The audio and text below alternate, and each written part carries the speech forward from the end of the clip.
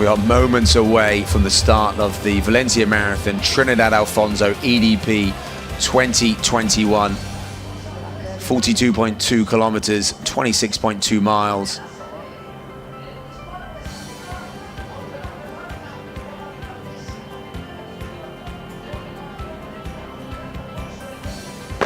And there the gun goes, and hopefully safely away. One person you definitely want to see safely away, Jeffrey Kamara. Having seen him in 2016 in the World Half Marathon Championships in my hometown of Cardiff, where I was on the same start line with the masses, and I didn't expect to see Jeffrey on the floor as I went through the first few meters of the race. And having seen an athlete on the floor in a mass race, you just don't expect them to pick themselves up. And I think he went through that first mile inside 4 minutes and 20 that day, and went on to win the World Half Marathon title. Again, one of his 3 titles over that distance. So that's the resiliency of this athlete, and that's why if anyone can come back from the ankle issues that he's had after that phenomenal 27:01 at altitude that got him in his place in the Olympics, and I know that he would have been so disappointed not to have been able to take to that start line in Tokyo.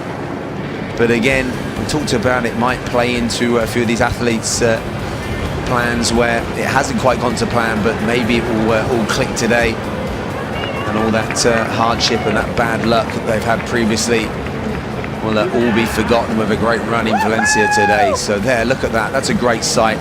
I'll tell you what, this is a great sight for the organisers. So the race itself, in terms of numbers, the masses, has gone up year on year. So the entries 2 years ago in 2019 was up to 25,000. They'd sold out 30,000 for 2021, but the pandemic meant that they had to cancel the mass race. So just the elites took to the start line last year. But the masses are back. Not in the same numbers as 2019, it's important to recognise that, and it is in waves. But I think the fact that the masses are back, and they're expecting around 16,000 finishes today, so that really puts the smile back on the club runners, the mass runners, the charity runners, and definitely the organisers' faces. So up front we're looking at around about 2:55 per kilometre.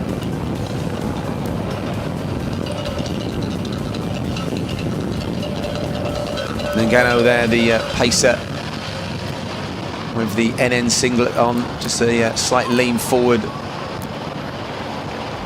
So there's 3 paces in there. Bib 89 also will be tucked alongside in that group, as well as Musco, the Bib 87.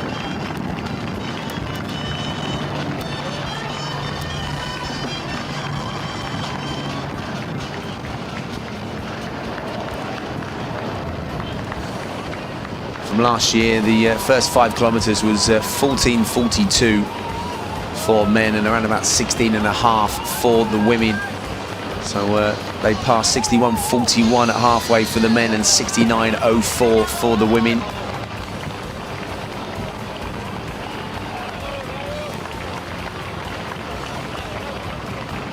So again, welcome if you're joining us here for the Valencia Marathon, Trinidad Alfonso EDP 2021. My name's James Thee. I'm absolutely delighted to be sat in the commentary box in the running city, watching some of the best runners in the world attack this course record. Evans Chebet last year, 2:03, and it is the full fastest marathon in the books at the moment. But those organisers have ambitions of going even faster every year. And then that 2:17.16, Paris Chipchir, that set her on her way to that gold in Sapporo.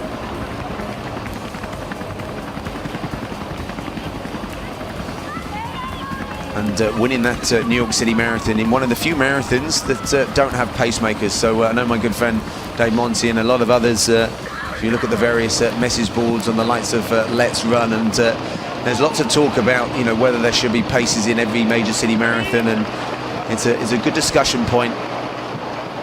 But I think that where you are chasing critical times, and we do have athletes chasing those those world qualifying times for the World Championships in Oregon, as well as the European Championships, that they are looking to get fast times today.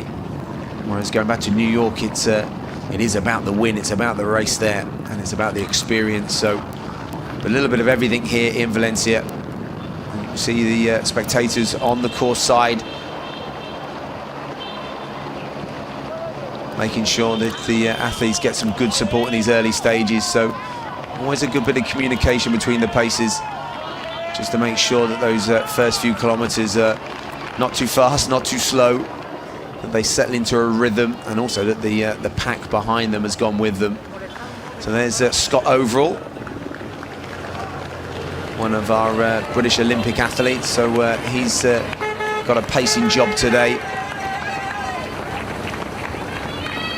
So the Blackheath and Bromley athlete, Scott, who works at the London Marathon as well. So his day job is working in the marathon, and his weekend job looks like it's working in the marathon here in Valencia. So you'll see the lead women there in that big group. I'm going to try and pick them out as we go through, and they'll be mixed in and out with some of the best local runners as well. Some of the top quality Spanish Masters athletes will be also tucked in that group as well.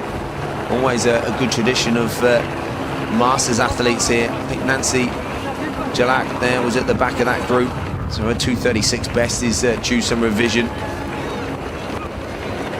So I think Atalain Walde, Juliet Chakwai are just some of the athletes tucked in that group, but still very, very early stages, as I think they've approaching 2 kilometers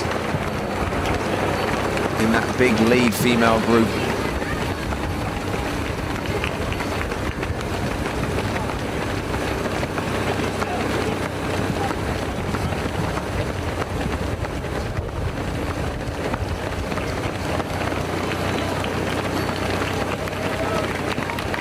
So you can hear that rhythmical noise of those carbon-plated shoes that you can't escape these days, and you can't escape talking about them either. But they definitely help change part of the landscape. But some have argued for the better. Definitely a little less impact on some of the joints of the marathon runners, and it's given a new lease of life for certain runners as well. The demands of the marathon, such on the body. To look at like some good friend of mine, Steve Brace, who's cut a double knee operations later. So a major city marathon podium multiple times, Steve. But hopefully these shoes are going to offset those hip and knee operations of our greats in a few years' times as well. So, as well as the times that we have seen on the roads over multiple distances. So you see the orange and blue of the Rosa camp there. So one of those will be Lawrence Chirono.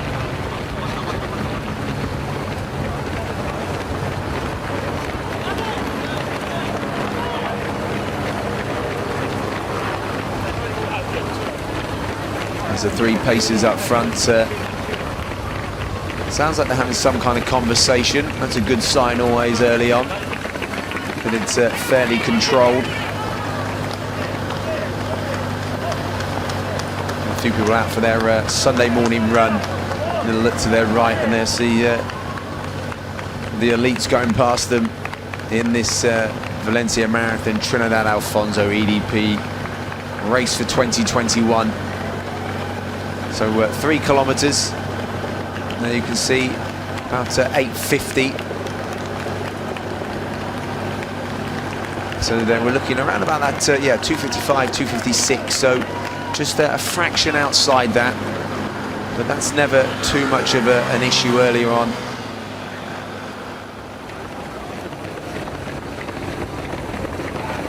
So it won't be too far off the first 5 kilometer split last year of 14:42.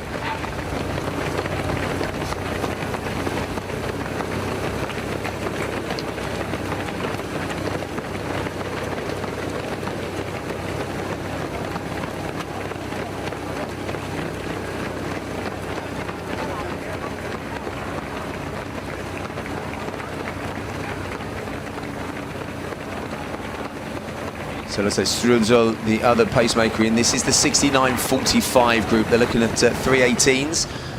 Cesarek, the other pacer in that group, as well as Scott overall. So they're looking at 3:18s, 3:19s, anything sub 70 minutes through that first half.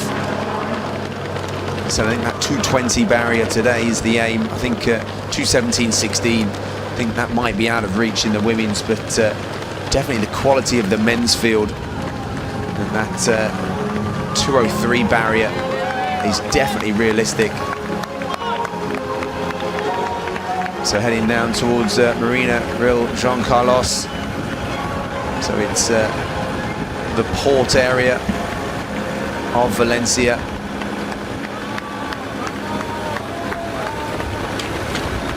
So it has its links with Trinidad Alfonso. A beautiful place to run as well. So if you're not running through the heart of Valencia, through the amazing Tura Park, then if you're running down on the water side as well, so many different places to run in Valencia. So at 4 kilometers there, we'll take the left-hand turn and then head down past the plage, past the beach. So there won't be too many people on the beach this morning, and that'll be the furthest point from the runners' minds.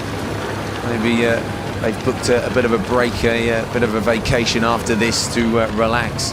Wouldn't be a bad city to stay on for a few days and rest up. And there on the screen, that looks like a Salford vest at the back of that group there.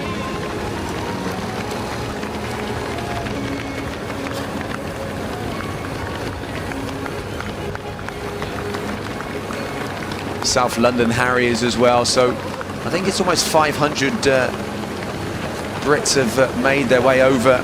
So as I said, over 100 nationalities that will be taking place, whether it's in the elites or whether it's in the masses. So I think the stats are, so it's over 9,000 runners from Spain, and I think the French are next highest. It's almost 1,400.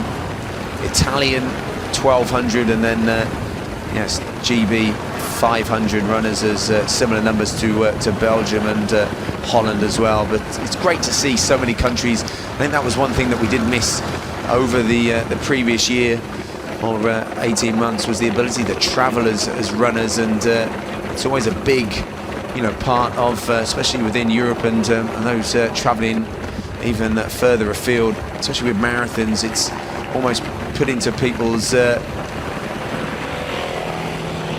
holidays. So go and run a marathon and their vacation is going somewhere nice, and Valencia definitely has that appeal.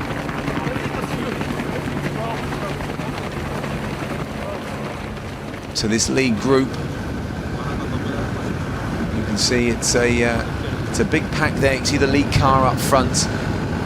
So they won't be far from the first 5 kilometer split. In the back of that group, Aspana Nagasa, the Ethiopian athlete that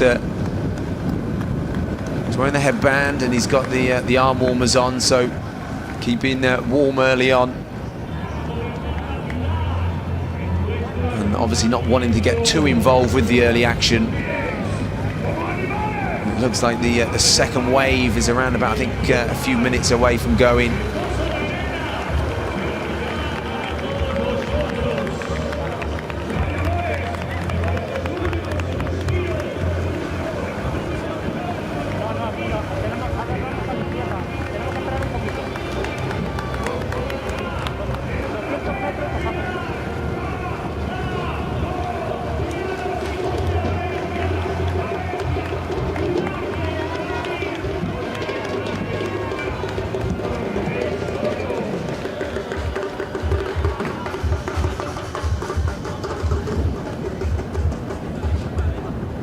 Good news, or looks like a good bit of pacing early on as they go towards this 5 kilometers, and it should be good news. I think that they are operating very close to that course record pace in men, but we'll also get the women's half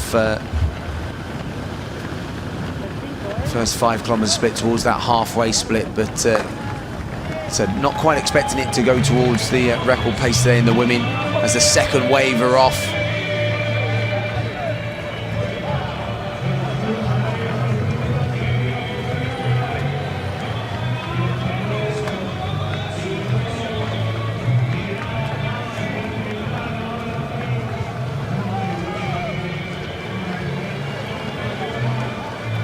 Heading out on Valencia de la Maratona.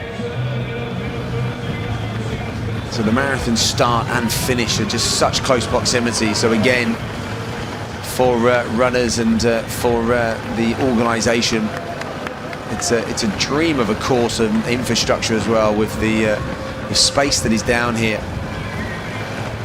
by the Culture for Arts and Sciences, where the finish here is hemispheric, and the museum, the aquatic centre. There's just a nice bit of footfall space.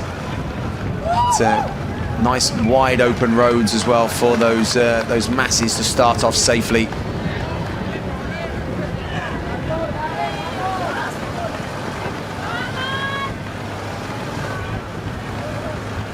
And then listening to the organisers talk about the course.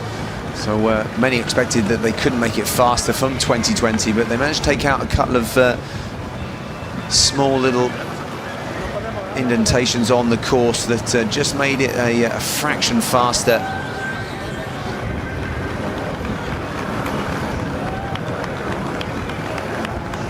So the race, there you go, 14:44, so almost bang on pace. So just 2 seconds, but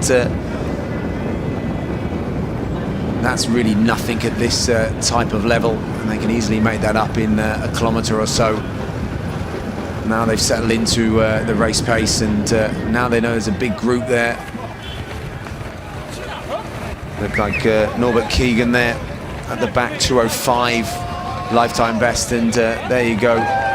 So the women inside that 16:30 goal. Banas Chapkaruri there, 16:26. It was Tusai and Nancy Chalag there with the leaders through that. They've gone in front of the paces. So the two paces there, you can see just, or three paces I should say, probably just have a little word to them, whether they're trying to push the pace on already. So you can see Scott Overall there just making his way back, and maybe almost explaining that we are on the pace that was requested. Then just keep it nice and settled. They obviously do have the different drink stations and water stations to navigate as well, and sometimes pacers are quite smart with that in the women's fields, where they will move out of the way to make sure that the elite women can see their drinks, being that those special ones put out for them are just so vital to the fluids. You can see our elite men, they've done exactly the same, so navigated their first drink station, and they run with that probably for a few hundred meters to make sure they get as many fluids on board. So the different amounts of carbohydrates within them will be measured to the runner themselves. They would have practiced in multiple training sessions. But it is a skill. We saw that in various city marathons this year, where it can be very difficult, and in large packs as well, to navigate and make your way to the drink stable. We've seen many near misses, and many runners almost colliding with themselves, with the table. And some drink suspenders it's been high-fiving themselves that they've suspended the drinks to the runners in close proximity as well, just being that it's so important as the race goes on that those runners have got their fluids on board. So if they don't get them on board, then it could well be hitting the dreaded wall.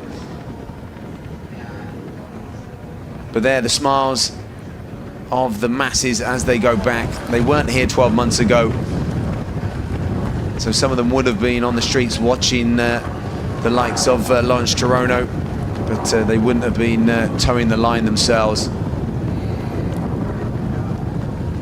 So pacers in both have done a good job through that first 5 kilometers.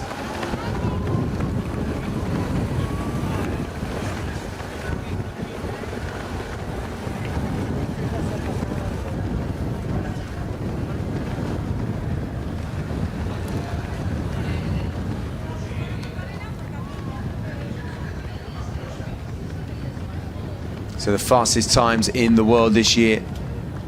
Titus Okuri, the athlete that won in that Milan race, 2:05.57.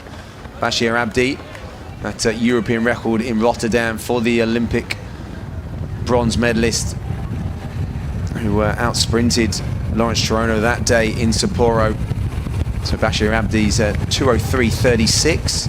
I should probably give a mention to our very own British Jake Smith, who I coach, who helped pace Abdi that day.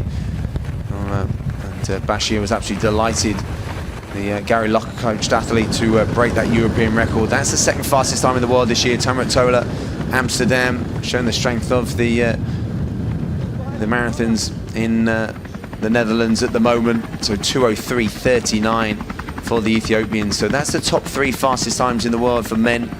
Joycelyn Chepkosgei, that winning time in London back in October, 2:17.43.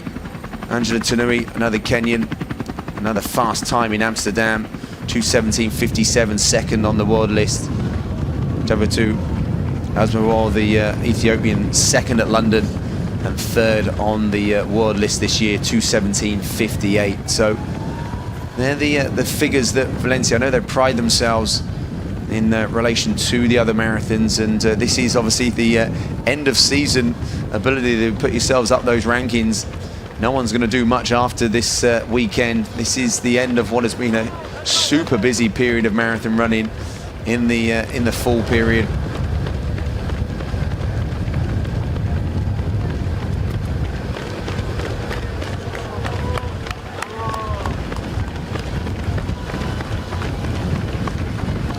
So Bernard Negano, I think Victor Chombo, another one of the pacers in there.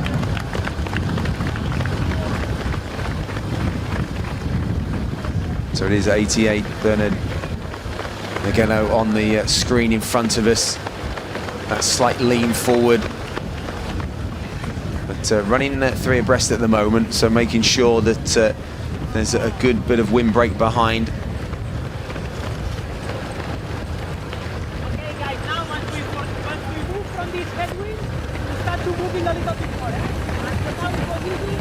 So it sounds like they are going into a bit of a headwind at the moment.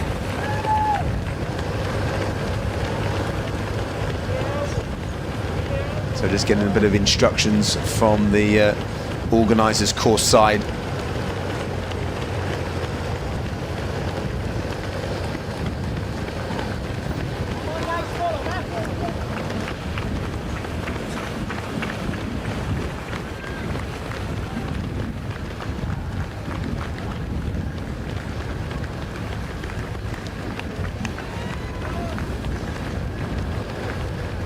That lead women's group that, as I said, has a lot of local and international runners tucked in there as well, that all have their sub 2:20 goals.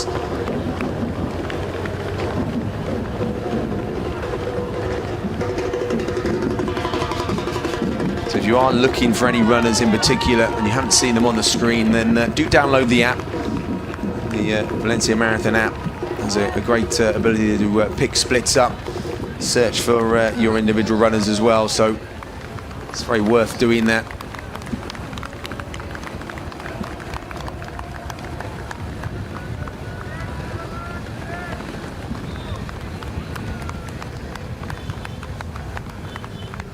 So they've turned away from the beach and heading towards one of the 2 universities in the city.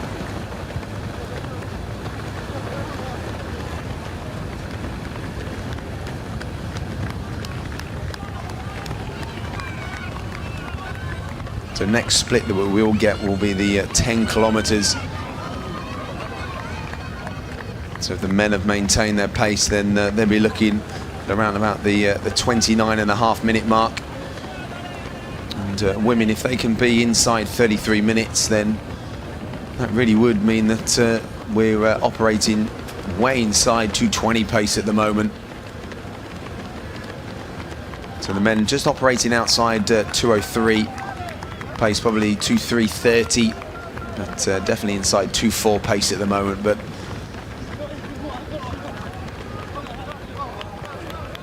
we've seen some quality second halves in various city marathons.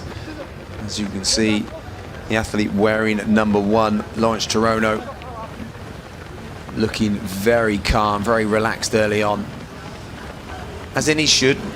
You'd like to think that someone coming towards 10 kilometers of 42.2 kilometers should look fairly relaxed.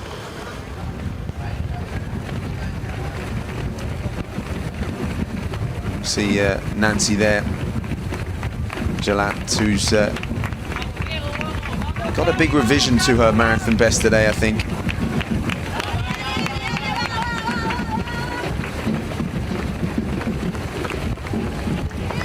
Bonners, Chepkurui there, 2:21.26 personal best in the Kenyan.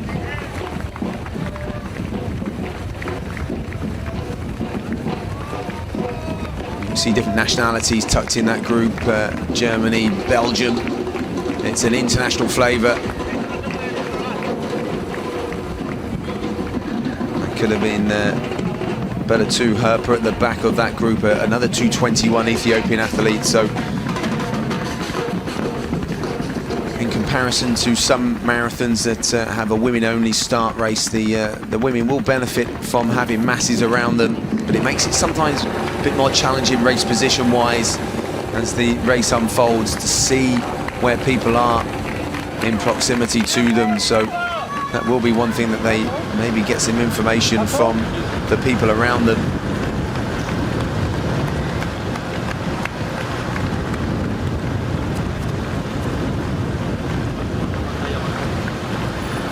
Charlotte Desso, just another one of the 205 guys, or sub 205 guys in this league group.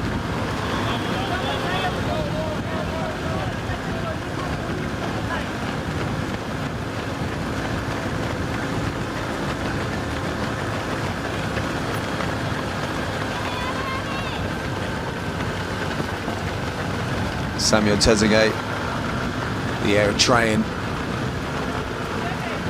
very economical running style, slightly hunched shoulders.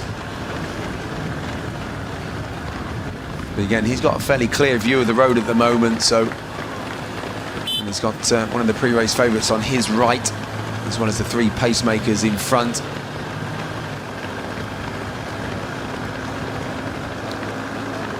Alexandra Masato, the Kenyan there, wearing 87 on the right, 89, I think, Victor Chumbo, who's seasoned pro at pacing. No, he's on the left in the NN colours, and then pace at 88 in the middle. Bernard Nageno, again, seen him previously, and again always does a really good job as well. So these are very experienced pacers in there. So pacers we expect to do a good job.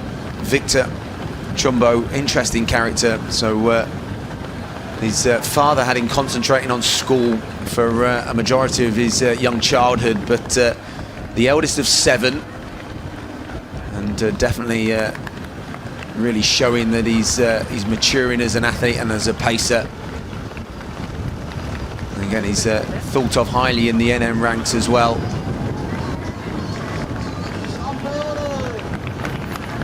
So Torono from the Dr. Rosa camp there in that orange singlet with the blue shorts. Number 9 back of that's Norbert Keegan. So it is a healthy lead group at the moment. Tedo Abate there. You can see in those long white socks. So wearing the shades, number 23. I don't know whether that is 23. Doesn't look like Koeniat. So I get confirmation on that. 4 tucked in there, Kinde Atwana. So yeah, that story from London, heartbreaking. You know, to get yourself in shape, to get to London, and then. Well, I think health comes before anything else, so to actually end up with COVID, and obviously to recover from that. But he did so, and he's done so well to prepare for this. So as I said, he will be super hungry.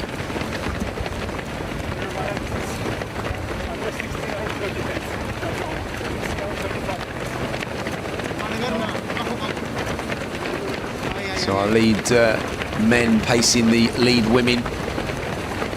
So controlling things up front.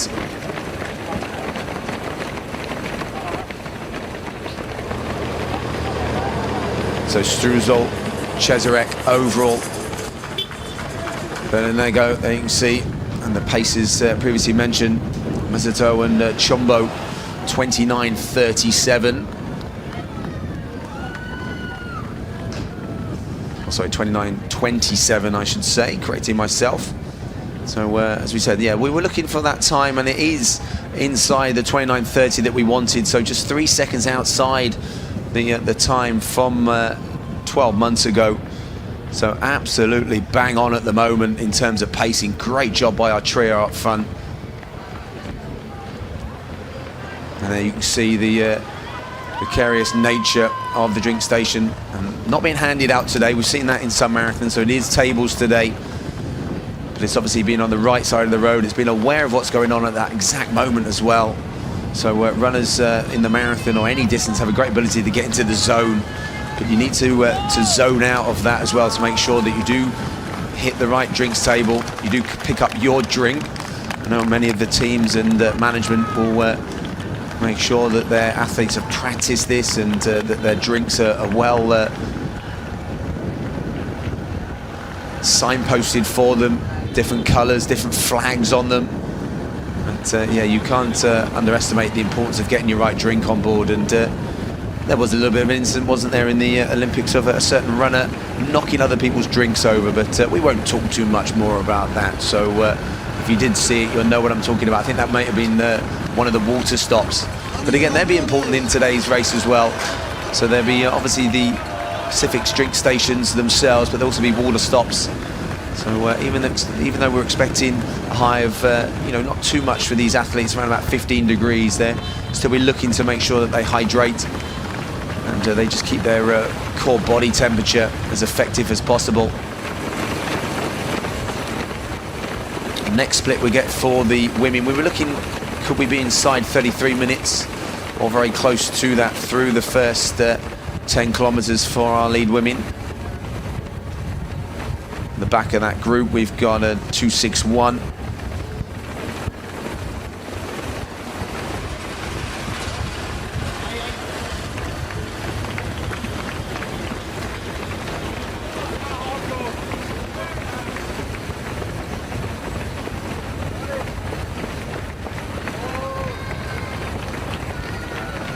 You can see on that left hand side Bonas Chepkururi there.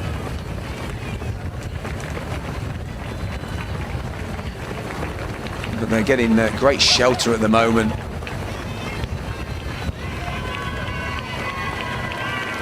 Asmera Gabriel, the NN athlete, and there you go, bang on schedule, 32:56. So it is Bonas Chepkururi there, 32:56, leading the women. Ruma Taze and Nancy Gillette, the athletes that are tucked right in that lead group. So good pacing. It's been nice and consistent early on in this race. It's exactly what was requested by the athletes, by the managers, by the coaches. It's the meticulous preparation.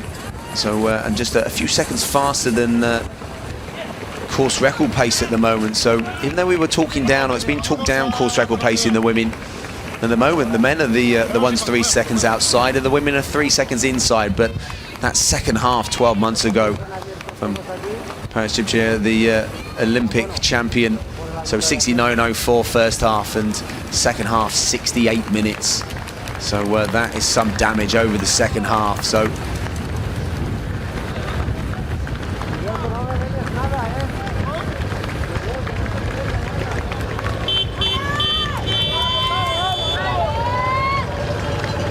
a few cowbells on the side of the course.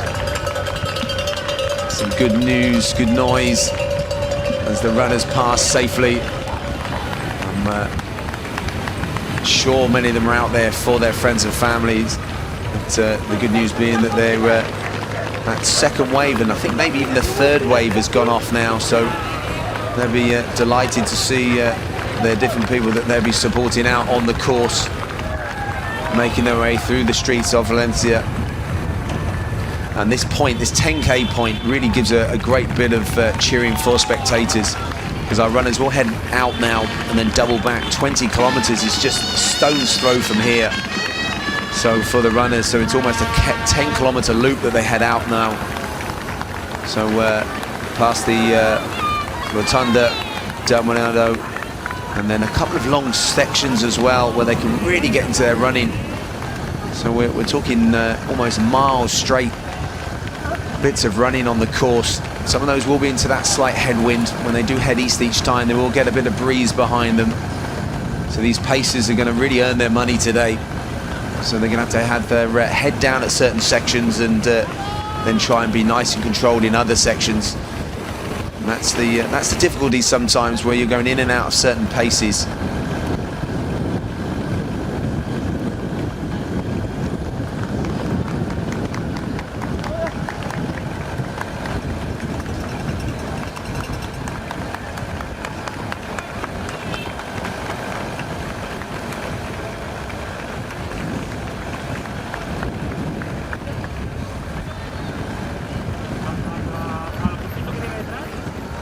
Thanks, Yuri, for the heads up. The runner with those sunglasses being the athlete chasing the Brazilian record. So Daniel do Nascimento, so chasing that famous world record at the time, wasn't it? So Ronaldo da Costa, if you remember that, back in 1998 in Berlin, that 2:06:05 clocking, when super shoes were just a dream, a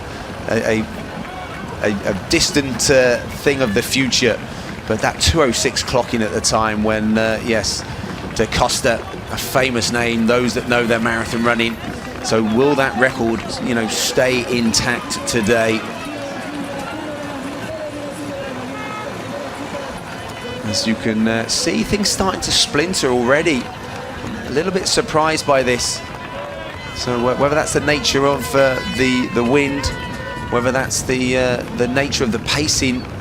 So just the pacers might want to just take a little look over their shoulders, but they do have people with them, so they might not be overly concerned at the moment. But it has left a little bit of a gap back to Lance Chirono, so he won't really want to be leading the group of chasers, and he wouldn't have expected, with 37 minutes on the clock, not to be sat in a nice group just getting a few more kilometers clipped out. So this is fascinating in the very early stages of the race to have almost a break on. So our three pacers, and they're to all knowledge, you know, sticking to the pace that they were requested. And then it looks like athlete wearing 9, Norbert Keegan, is the runner that's gone with them.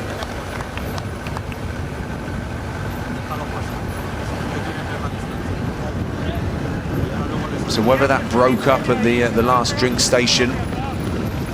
And there we go, Chirono just easing his way back. So often do find that where the drink stations, where there can just be a little bit of a gap grow. Gabriel Gay there, the Tanzanian athlete. Again, he's a sub-2:05 athlete as well. So Kenya, Ethiopia, Eritrea, and Tanzania in this leading group, as well as the Brazilian athlete that we mentioned that was in there a second ago. Chola Desso there at the back of the group, just checking his watch.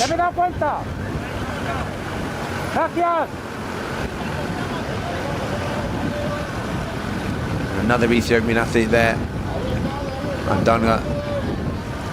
Look at that beautiful view of the plage, of the beach, the sandy beaches. So for traveling to Valencia, obviously you can come direct, but there are some good options, you know, if you're coming in from Barcelona, or as I did, I flew into Alicante, and then you've got a train or a bus option just a few hours up the coast. So some beautiful coastline and easy access wherever you are, predominantly in Europe. So again, that's what makes it such a you know, well sought after marathon this time of year. such good conditions. Anywhere where there's 320 days of the year, where it averages 18 and above. So that's pretty good for all conditions. Espero Nagasa there with the long sleeves on, and I'm sure at some point it'll be discarded. So Scott Overall in the centre. He's a 2:10 marathon runner.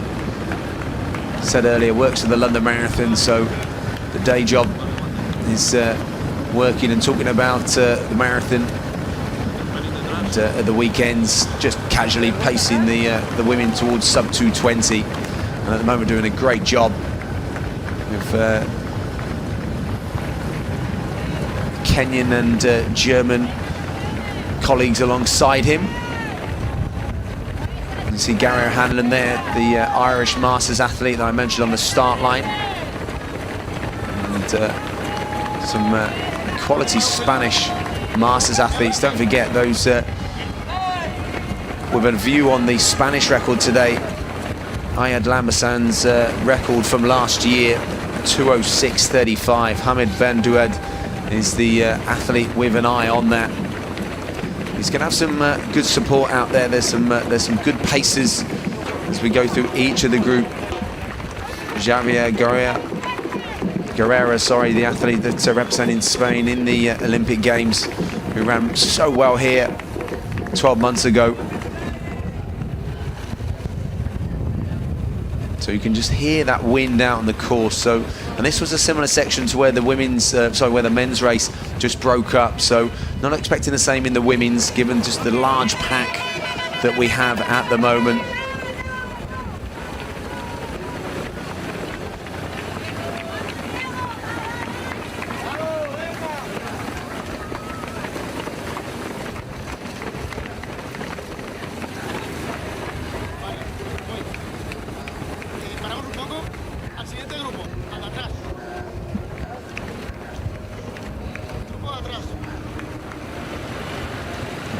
Tom Cothaway at the back of that group in the Salford vest, so getting a little bit of airtime there.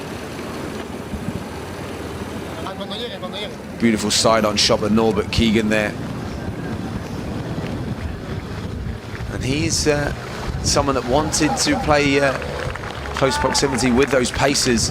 So with only 42 minutes on the race clock, so next split we'll be looking at is that 15 kilometers.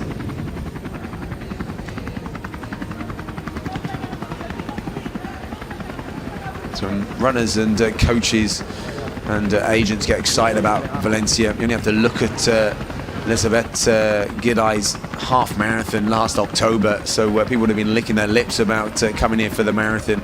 You see, I think that was the Valencian football stadium in full view there as they're coming towards 15 kilometers. So 43.53, that was course record pace.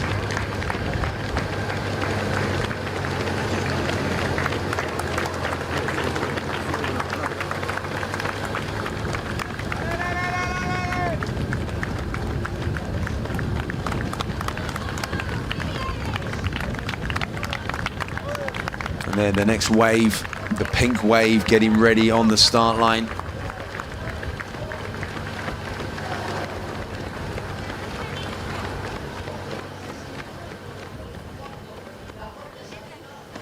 So again, the Valencia Marathon, Trinidad Alfonso, EDP 2021. So we're waiting for the next wave of our masses as the race clock ticks over 44 minutes. So our lead men are over 15 kilometers now.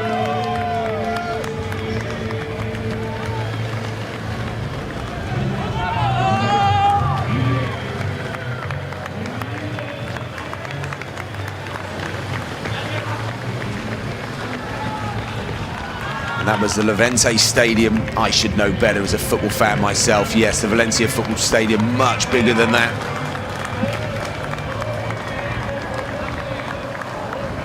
The aerial shots always make things look a little bit smaller than they are, so that's my excuse anyway. But I tell you what, Valencia has is just so many different, sporting arenas and places to exercise. As I said, I was out for a run last night at around about 7:30, 8 o'clock in the evening, and the amount of runners that were out last night. And if you do get a chance to make your way here, whether it is part of one of the official races or whether you're just looking for a weekend away, then definitely do put it on your list of places to visit. Victoria Park is a 5K loop that if you like your splits and you're not just reliant on your watch and your Garmin or your different apps that are available, then you've got splits every 100 meters that are illuminated, so it's fantastic. So, and I think it's thousands every week go around the different loop there, and it's a beautiful surface that has been okayed by the different universities here as well. So it supports runners to run safely all year round, and I think that's really important, and for it to be in the heart of a city. So one thing is to claim that you are obviously Valencia, the city of running, just because you're putting on amazing races, but actually it's all year round, and over 50 races in their yearly calendar. Almost makes you want to relocate here. So we've seen those world records over 5 kilometers, 10 kilometers on the track, half marathon, and then up to the marathon distance. So, and what a sight, as I said. I think the organisers and the sponsors will just be delighted to see the masses back. So those runners covering many kilometres over the year in the beautiful park, in the vicinity, they need these races to aim for. And even though it's not the numbers that was anticipated last year, and if there hadn't been a pandemic, we could well have been up to maybe even 35,000, but hopefully that will continue to grow over the next few years again, as hopefully we get back to towards some kind of normality. And you can see another drink station negotiated by our lead runners out there. Victor Trumbo leading those paces almost like a lieutenant as he leads them through the early stages, and it still is early stages. Might not sound early stages going 15 kilometers, but if you ever helped anyone run a marathon or run a marathon yourself, you know that you can't be too gun-ho in that first 15 kilometers. You've got to get to halfway, being very in control. Steve Jones, good friend of mine, the former world record holder, always used to quote that 20 miles was the halfway point. So a 20-mile run followed by a 10K race. So, and there you go, 44:18. And we've just dropped off a little bit in that last 5 kilometers. So that was a 14:51. But we did hear talk of the wind out on the course, and there was a slight break up in the pack as well. So the pacers could well have just dialed it back a little bit to make sure that the lead group was with them. But looks like we're going to be maybe just outside 62 minutes through the halfway mark, so that might put pay. It would be needing a phenomenal second half if we would get towards that record, and course record of inside 63 minutes.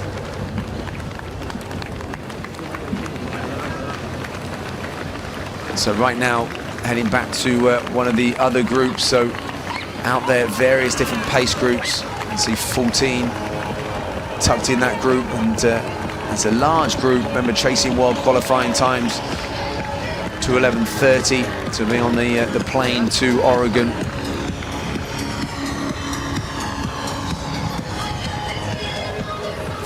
That is the athlete that we are looking for. That is Hamid Ben Doued. So in a slightly different singlet colour that I thought we might see him in today, with a hat on. So remember, Alid Lamberson's record from last year, 2:06. So I think that's Moen in the centre as well. It is Sunder Moen. So he's a 2:05 athlete, the former European record holder. And these athletes have got in that sight that 2:06. We're in 12. Abdul Abate. So yeah, he's a 2:06 athlete. So Jeffy Kamara, we haven't spoken about Kamara yet really in these early stages. So he's not been going with that early pace or been making himself that known. So I think this group has come back together now.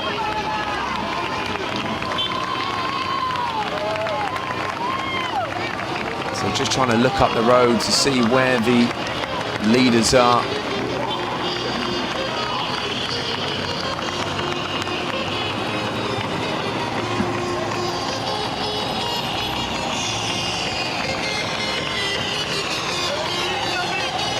Michael can go there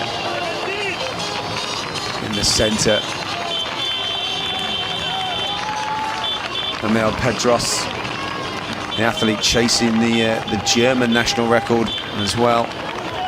So many people chasing national records. And they're 49.32, the 15-kilometre split.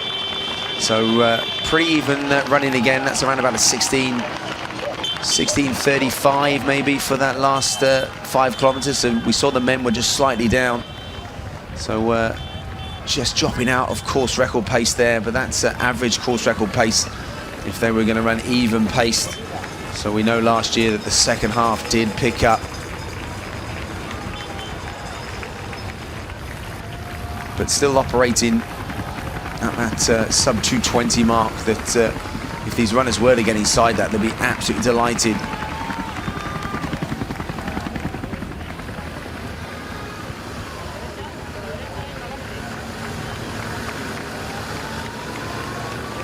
So different nationalities out there. Manuela Bardelli, the Portuguese. You've got Bonja Balelic, the Croatian athlete. Look out for McCormack. So the multiple medalist over the European Cross Country Championships, 2:26 best, but not running, I don't think, next week in Dublin, given the fact that she's running the marathon today. So those managers and agents, some will be heading to Dublin next week for those European Cross Country Championships. But Fiona choosing the marathon, given her step up in distance, and given the importance probably this year with those World and European Championships to get that time in the bag. It's so important to pick your time and pick your marathons, being that the amount of work that goes into the marathon preparation, and you know, the safety and quality of Valencia. That's why it will be put in the calendar by so many, just as security. Given last year, I mean, those statistics, when you start looking at them, 61 Olympic qualifying times, absolutely phenomenal. I think it was 11 national records, and you know, you start looking at 30 runners inside 2:10, and there we go. That is the Valencia football ground. So a little more dramatic than the last stadium I gave it credit for. So there you go, with that beautiful three-sided high-tiered stadium there. There's a lot of history in that ground. So 53 minutes on the race clock. So the next important landmark we will get is the halfway. Remember, this is one of 4 World Athletics label events. So platinum being the highest honour. So for this Valencia Marathon, Trinidad Alfonso EDP for 2021. The marathon is or the half marathon is gold, as well as the 10 kilometres also, and then even a silver for the 15 kilometres. So not too many running cities can boast 4 of the World Athletics label events. But I think, as I said, the support, the concept created in 2014 by the Trinidad Alfonso Foundation, so as well as with the Valencia City Council, again without councils and those behind the scenes, making sure that, especially in the current climate, making sure things are run safely, protocol-wise, and so many runners said taking to the streets year on year.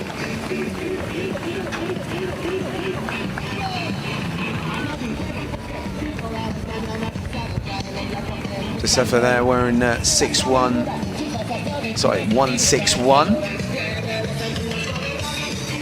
A bit of music on the side, bit of atmosphere here as We come to 9:10 local time, a little bit earlier if you're in other parts of Europe. And the back of that group, Bonas Chepkouri there. It's been further up, but again, just not really making too much difference earlier on. So again, could have been dropping back to get a drink at various stations. And Hamsana Nagasa against the athlete on the left of the screen wearing those arm warmers. Gabriel Gay, the Tanzanian athlete, to his right. And he's been there pretty much, other than that little kind of break up in the formation. But Lawrence Chirono has such a good record. And you know, second here last year.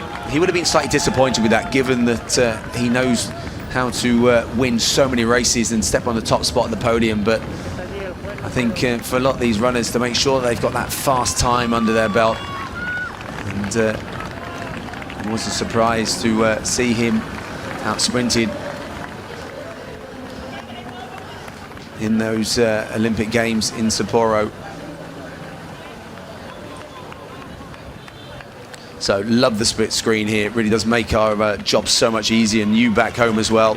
So many races now starting to really pick up on this, and so you can see exactly what's happening right in the centre in those orange shorts. Asmira Gebru, who's looking so economical again. 1:53. Bonas Chepkouri there with that high heel recovery.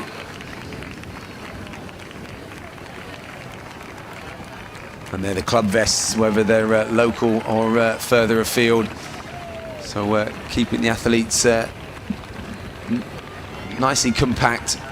Batuta Herpa there again, another 2:21 athlete. So little wave to the crowd. I think a little bit of direction. That's the only thing that can happen with these large packs, and I think the runners are just trying to give signal to behind. There are, even on this course, that it's pretty much almost ironed out any of the major turns, but there are just a couple.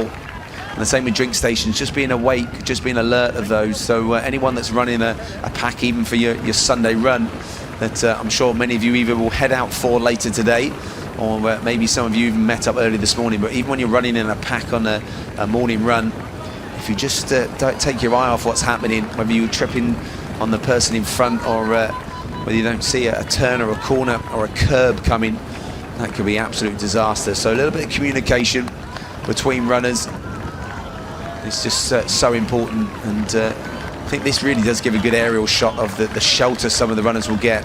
And unless they are very unlucky with some of the directions of the wind, they will get good shelter.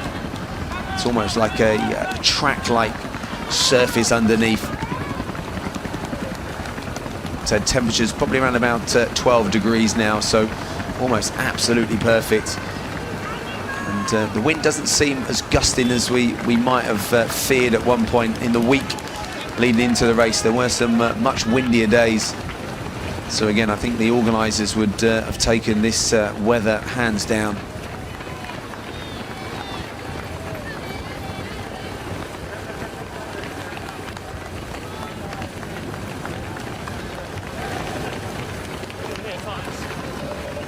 So remember, the original plan, the lead group were looking at 61.45. I think they might have slipped outside that at the moment. The second group, Mano Kipagat, were looking at 62.45. Tirop and Cabarrus were looking at 64.30. And then that World Championship group, that's 65.45.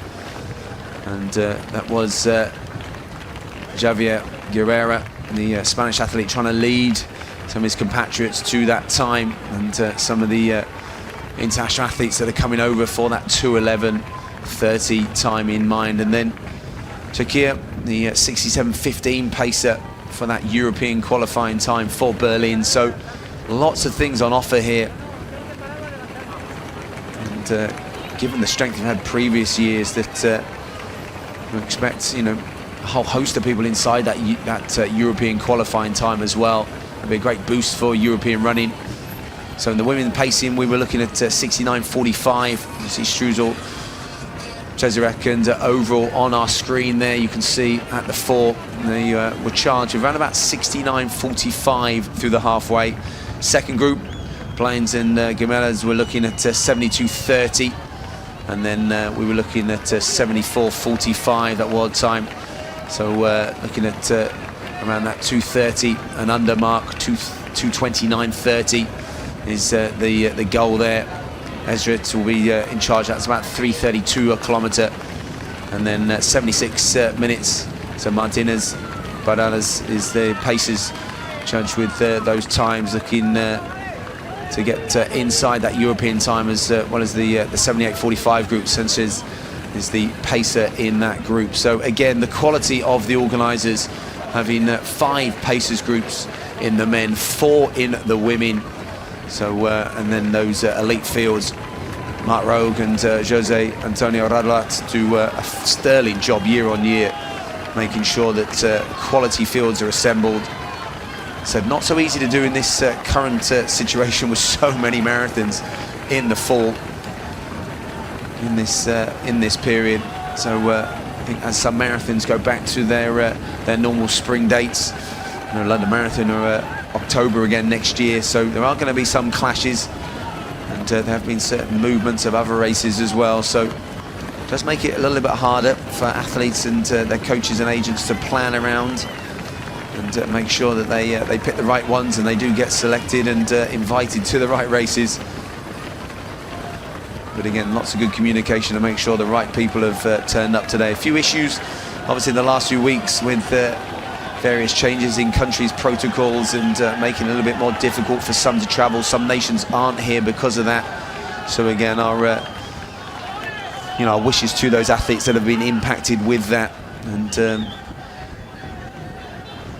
I think those organisers will be hoping those races in the new year aren't hit by further restrictions, because the planning with the fields and visas, and even just the planning, these athletes, their training would have been planned months out in advance of this race, unless there has been a dramatic change of circumstances that we have seen with a couple of athletes. One of them being Kinde Antoinette, who was obviously not able to toe the line in London. So that's our leaders there. I'm not sure those leaders up front are correct in terms of Benjamin Fletcher and Killian O'Leary, but I know Bernard Nago was definitely one of our lead pacers with Victor Chumbo on his side. So 62.18, yes, we did anticipate it was starting to drop from the 10-kilometre point onwards.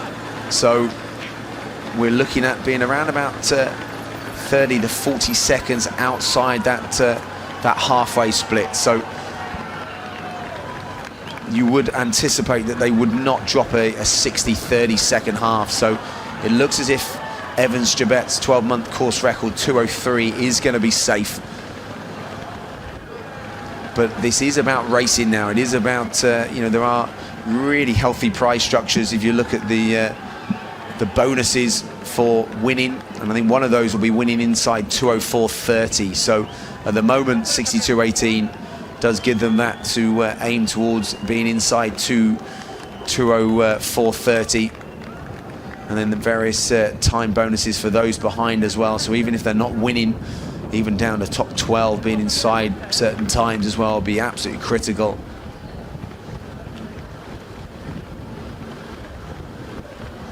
So in the second group, that looks like on the right-hand side of the screen.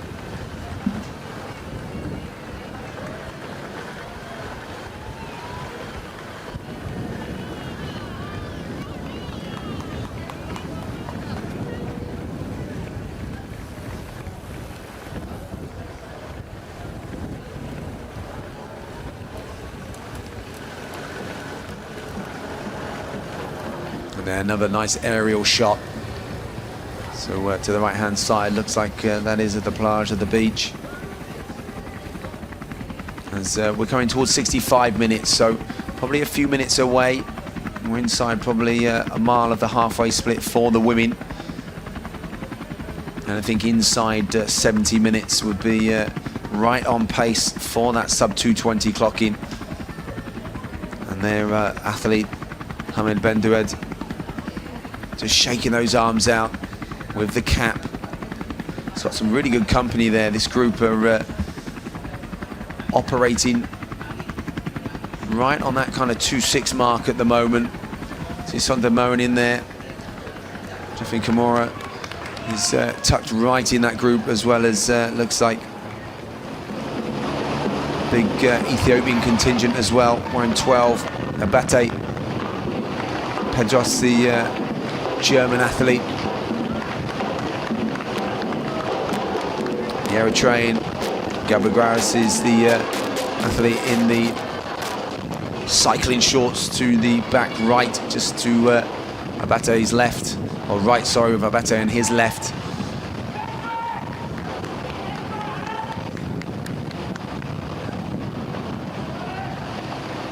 And Hamid Ben Dued, 2:07.03 lifetime best, so he needs 30 seconds for that Spanish record. And again, there was healthy bit of prize money on offer for that. I think it's 25,000 euros if he can land that today.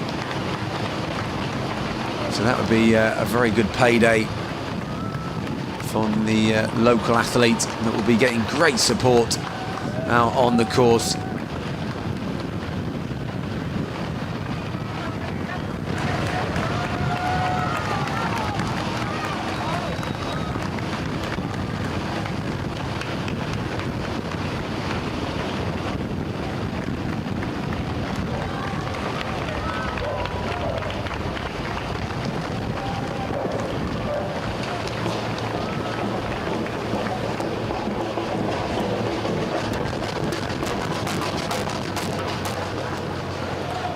So it's lead group at the moment. Looks like maybe 2 paces now.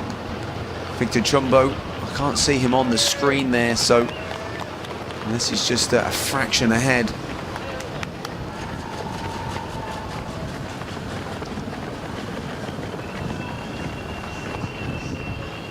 Mustigo and Nagano are the 2 paces there, shoulder to shoulder. Looks like Kinde Antoine wearing number 4, just tucked in behind. And where he's been for almost all of the race. That beautiful running style of Lawrence Chirono. Charles Desso in that group, as well as Nagesa.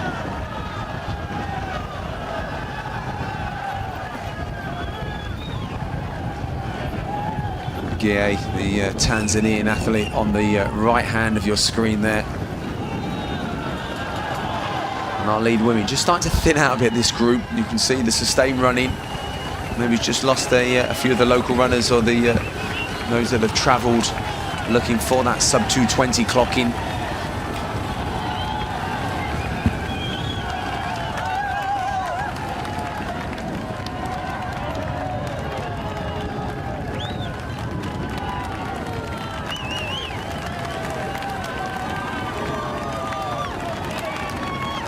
And now that's a great shot, isn't it? The cheers, and that's where this course really does have a huge advantage, with the doubling back to parts of the course where the masses are out cheering.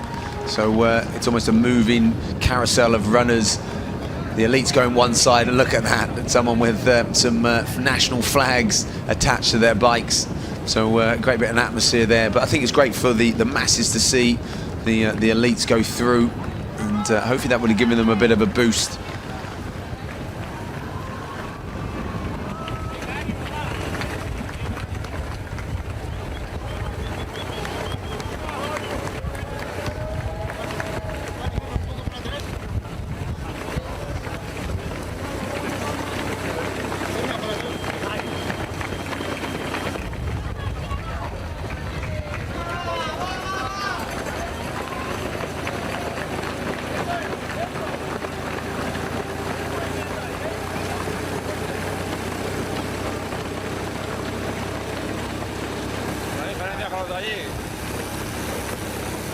diferencia, ¿eh?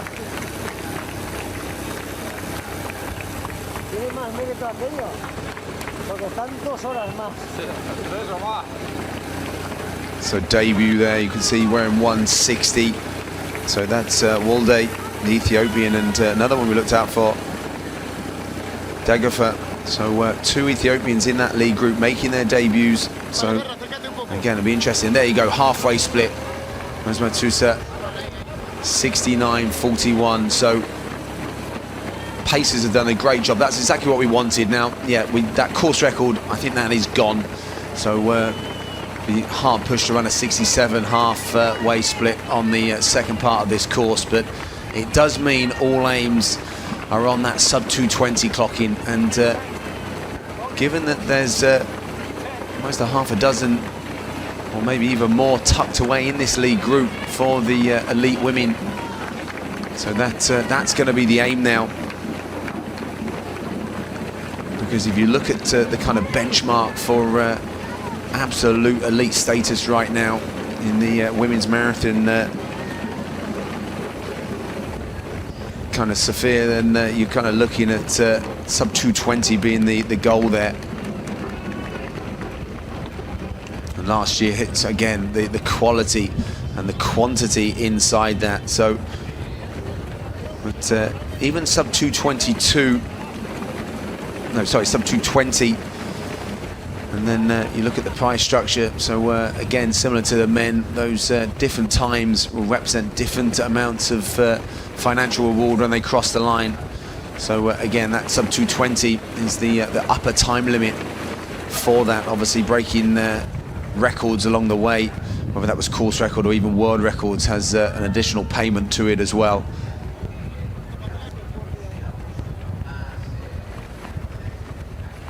And still the paces there, those lead men. We expect them to go to 30k or even further, given that they are very good quality runners themselves. That they would almost be using this as maybe a training run themselves for a marathon in the new year. So next drink station, you can see the numbers attached to the stations, so they would know which one it is for them. Again, we'll have a slightly different mixture of what is required at this point in the race. So to maximize their fluids, maximize their intake of carbohydrates, or whether it's any types of caffeine or sugar within there as well. So again, very individual to the runner and their stomachs as well. So the last thing you want to do is take the wrong drink for 2 reasons. You don't want to take it on yourself, but also means the runner you have taken won't have their drink. So a bit of etiquette at the drink stations, and we have seen that broken sometimes previously. And then they'll be also taking advantage of the water stations at multiple places on the course as well.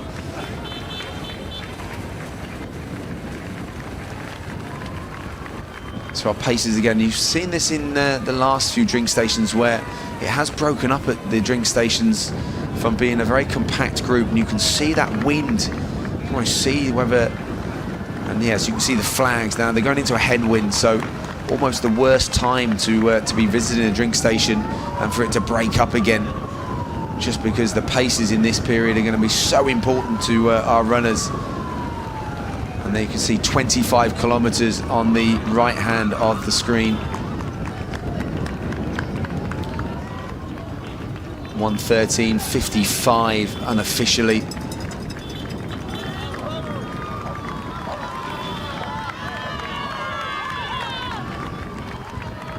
So yeah, about 52 seconds outside of the course record time. There you go, 53 on the screen. So confirmation of that. 1:13.56. Nago and Alexandra so doing a great job, the two Kenyans. And they have brought the group back together, that's good. But nothing is worse than having to gap back to those paces and having to work too hard. So Kinde and Twana, he's looking good for my money at the moment. So disrupted preparations, having prepared for a marathon in early October. So that's a tough one psychologically, let alone physically, to adapt and to change. And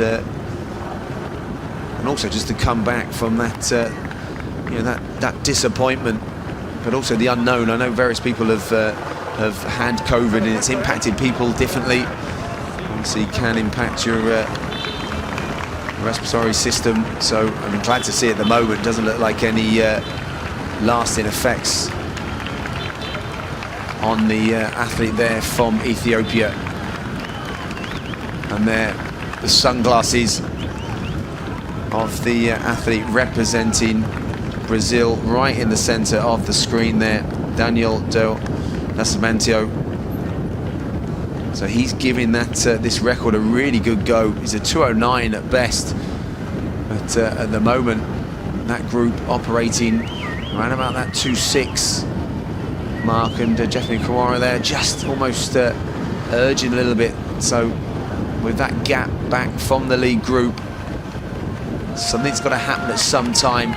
So this second group were paced at a slightly different pace structure. Abraham Kamarich there in the run check colours in the blue at the front, and then it looks like Kenneth Kiprop Ranju, the other pacer, both wearing 90 and 91. So they were due to go through a little bit slower than the lead group, but obviously given the lead group have gone through a little bit slower, it'll be interesting to see what that gap is down the road.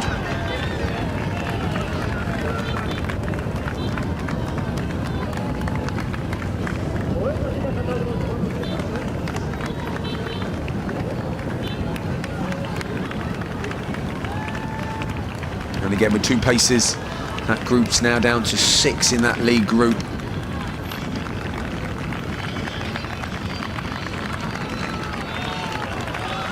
Holter, a gunner there at the back of the group as well, another Ethiopian. Haven't spoken about him yet.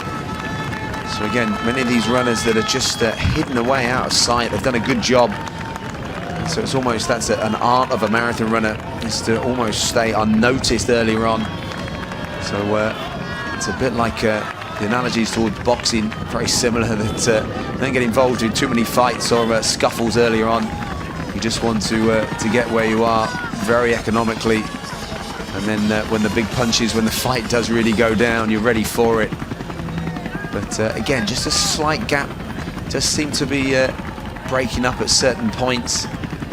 Whether that again is the wind, whether there's a crosswind, whether that's just a slight injection of pace at certain times. But his paces are getting some good information out on the course as well. But it is, so tough to get it exactly right. They would have been given certain orders on paces, and then making sure that they, within that, obviously bring the runners through at a controlled pace as well. Now back to our lead females.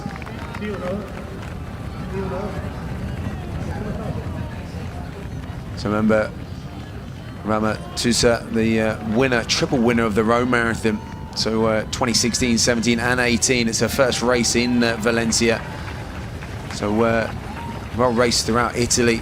She also won the Padua Half Marathon. But this is a big step up. And at the moment, running very well in that lead group. Being very aggressive in that lead group as well.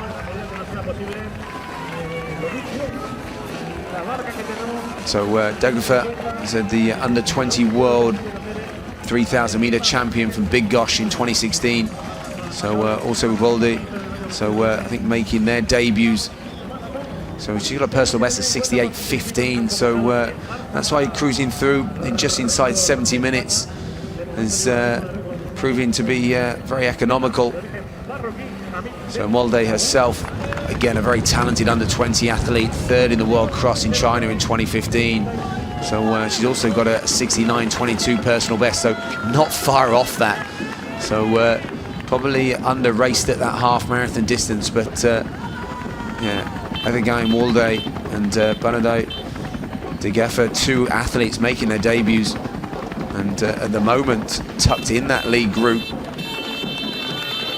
It's always fascinating watching marathon runners wearing 160 and 161 making their debuts. There's no exact science sometimes in terms of having run a good half marathon to nailing the full marathon distance, but can be a good indication, and also depends who's looking after them as well.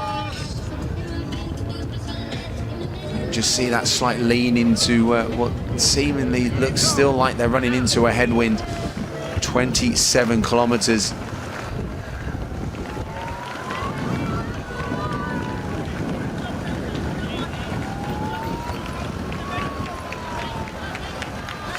So heading towards the parts to Valencia. So that will be a building on their right-hand side very shortly. You can see it there, just in the distance. It's a beautiful building, an iconic part of the landscape here of Valencia. And then they will take a left-hand turn twice round to 28 kilometers past Torres del Serrano's, the archway and the turrets there. So again, yeah, you can see that wind. It's tough out there. It's making it really difficult for the runners. So probably one of the few inclines on the course, given it's only 23 meters of incline for the whole race. But into a headwind. But yeah, splits have slowed down. So that second group, they went through in 63.02, Camara and Sanja Moen. So a little distance behind this group. But if anything was to happen to this lead group, once the pacers do split up, then someone from that second group, they could well close that gap, which that would be fascinating running in the second half.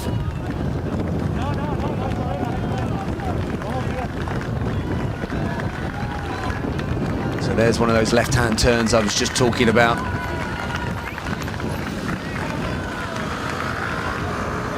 You can see the park below, and you can see that wind. So they should get now for the next at least almost a kilometre, a bit of wind on their backs, as that wind will blow them easterly.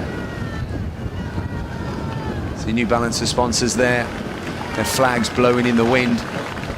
So they're going to take a left-hand turn and then get almost a nice bit of downhill running. So if they did lose a few seconds over that last kilometre, then they should pick it back up a little bit now. But again, that is hard when you're an hour and 22 into the race to be changing pace like that. And the Torres del Serranos that I just mentioned, again, beautiful part of the landscape here in Valencia. It's a beautiful mix where I'm sat right now with the new build of Valencia mixed in with the old and traditional areas of Valencia as well,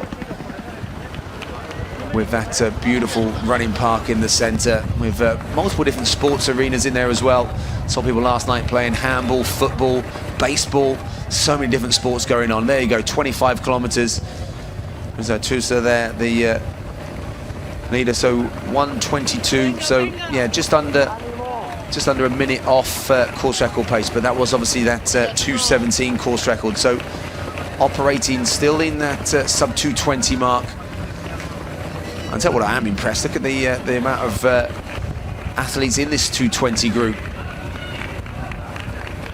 So as I said, some of them will be local runners from Spain, some will be those that have travelled far and wide to be here. As I said, I've seen a few British vests of various clubs tucked in there as well.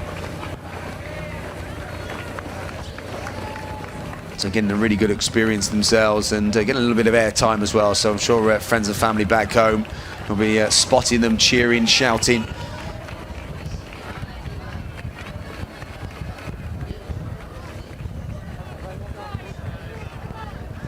So it is surprising to see Jeffrey Camara just back off that lead group, but whether that was the plan originally.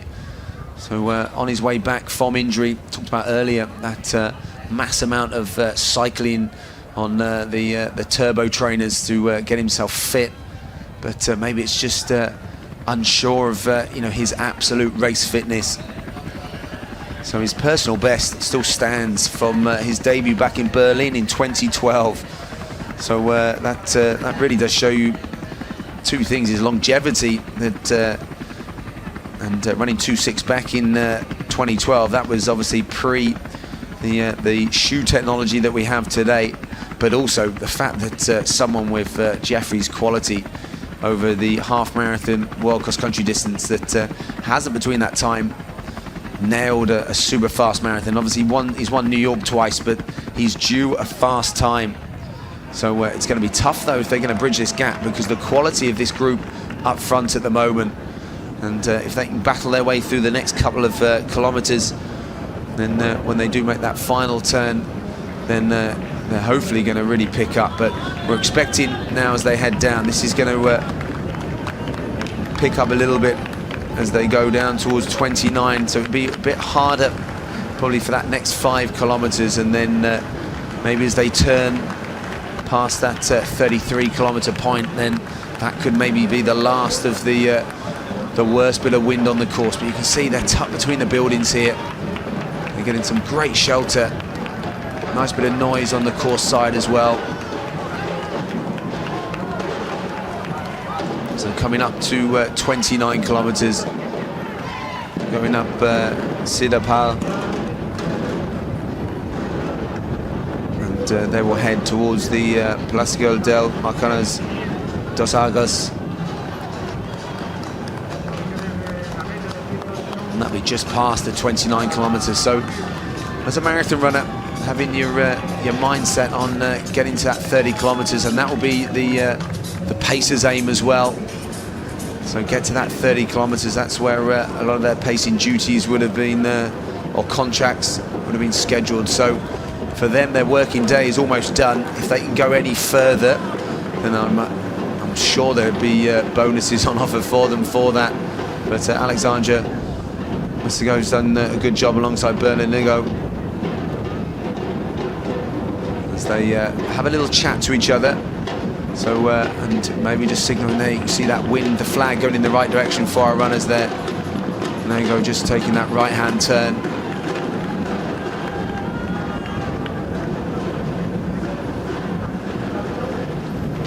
So it won't have been an easy job for the pacers. So given the breezy conditions, certainly been a little bit more challenging than previous years. So the 30-kilometer split when the course record was set was 1:27:42. So that has ticked away. We did expect that, but we dropped off by almost a minute. So whether any sections have picked up, you can see the NN colours on the front of that chase group.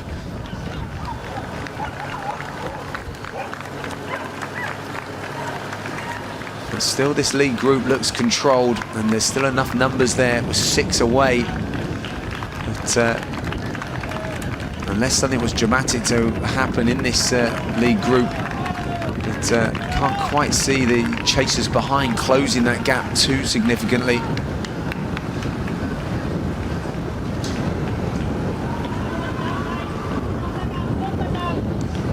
Up in that group, Dano, Desso, Gia, Antoine. It's a strong group, isn't it? Lawrence Chirono in that orange singlet as well. So there you go, 30 kilometers on the right-hand side, 1:29:06. So yes, it is slowing. We are dropping off the goal pace, so probably around about what's that, 1:24 off course record pace. So, but I'm expecting with these runners in here that the last 10 kilometers is going to pick up. You see a view there, just in the upper distance. So they will go past at 39 kilometers, but Placer Delbos, the bullfighting ring there, you can see that in the top corner, that they will pass. They will double back again. So there you go, 1:23 off course record. So it has dropped off significantly. That's the tough nature of this race, I think, with the conditions.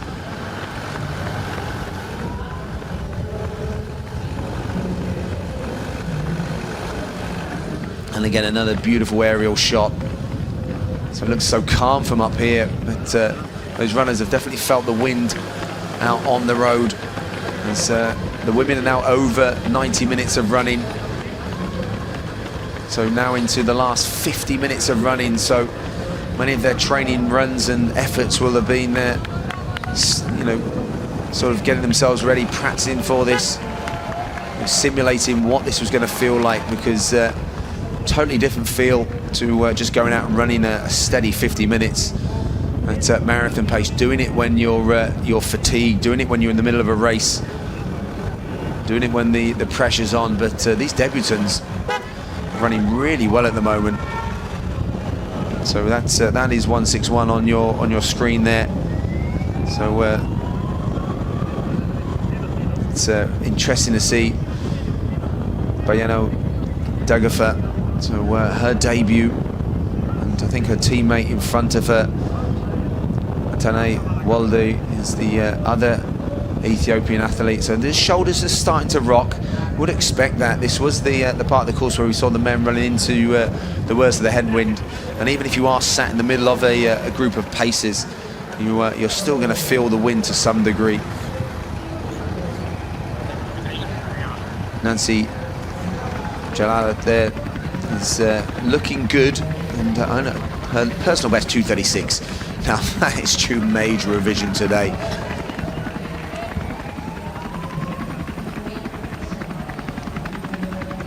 Jalala has been in that group, and again, we haven't been able to see too much. There's not been too much change in the positions within that group. They've been fairly controlled and sustained.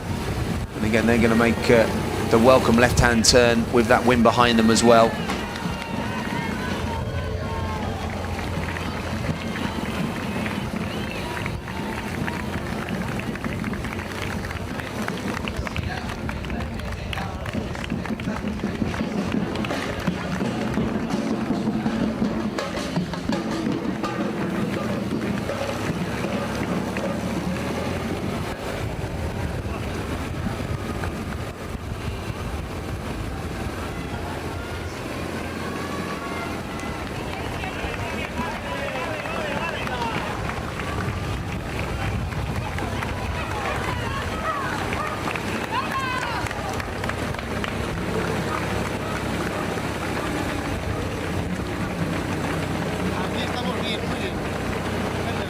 So it's Druzel there on the left. So it's still Jeremiah Chezarek and Scott Overall. The three paces that have been there from the very beginning.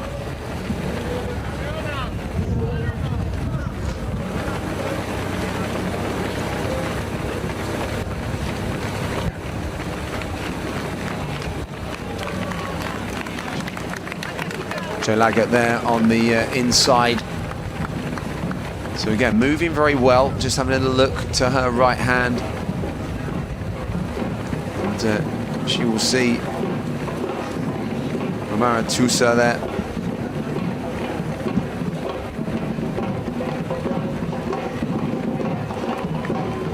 Again, some good noise on the side of the course. I'm sure they'll be appreciating that.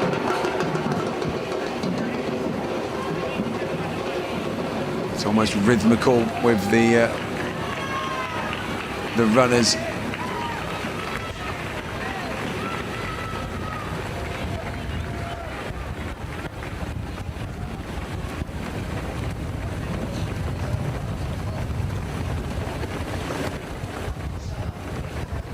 So some runners getting those gels on board. So again, some of the elites, that will be obviously within part of their makeup of their drinks, but don't forget these runners that are running with these lead women, they won't be getting their individual drinks bottles out there, so some of them will have to have carried their own gels, and they'll be mixing that with the water out on the course as well. So the two paces, looks as if that they've got a second wind, literally, and that could be the fact that I know you can see the wind's in their face again. They've made that turn again. There you go. So but they know they're going to get a little bit extra for every kilometre that they can go, and can't quite see who's giving chase behind at the moment. but this will help. Every kilometre over 30 kilometres is really going to help.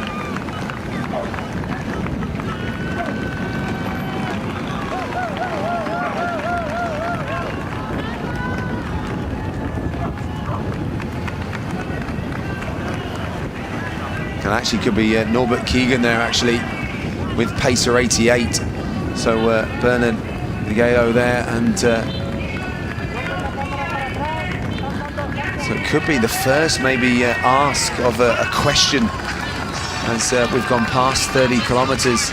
We're now even past 32 kilometres now. So getting towards that business end now. We talked about that last 10 kilometres being the race mark. There's 29 kilometres for the lead women. Next split we get is 30 kilometres.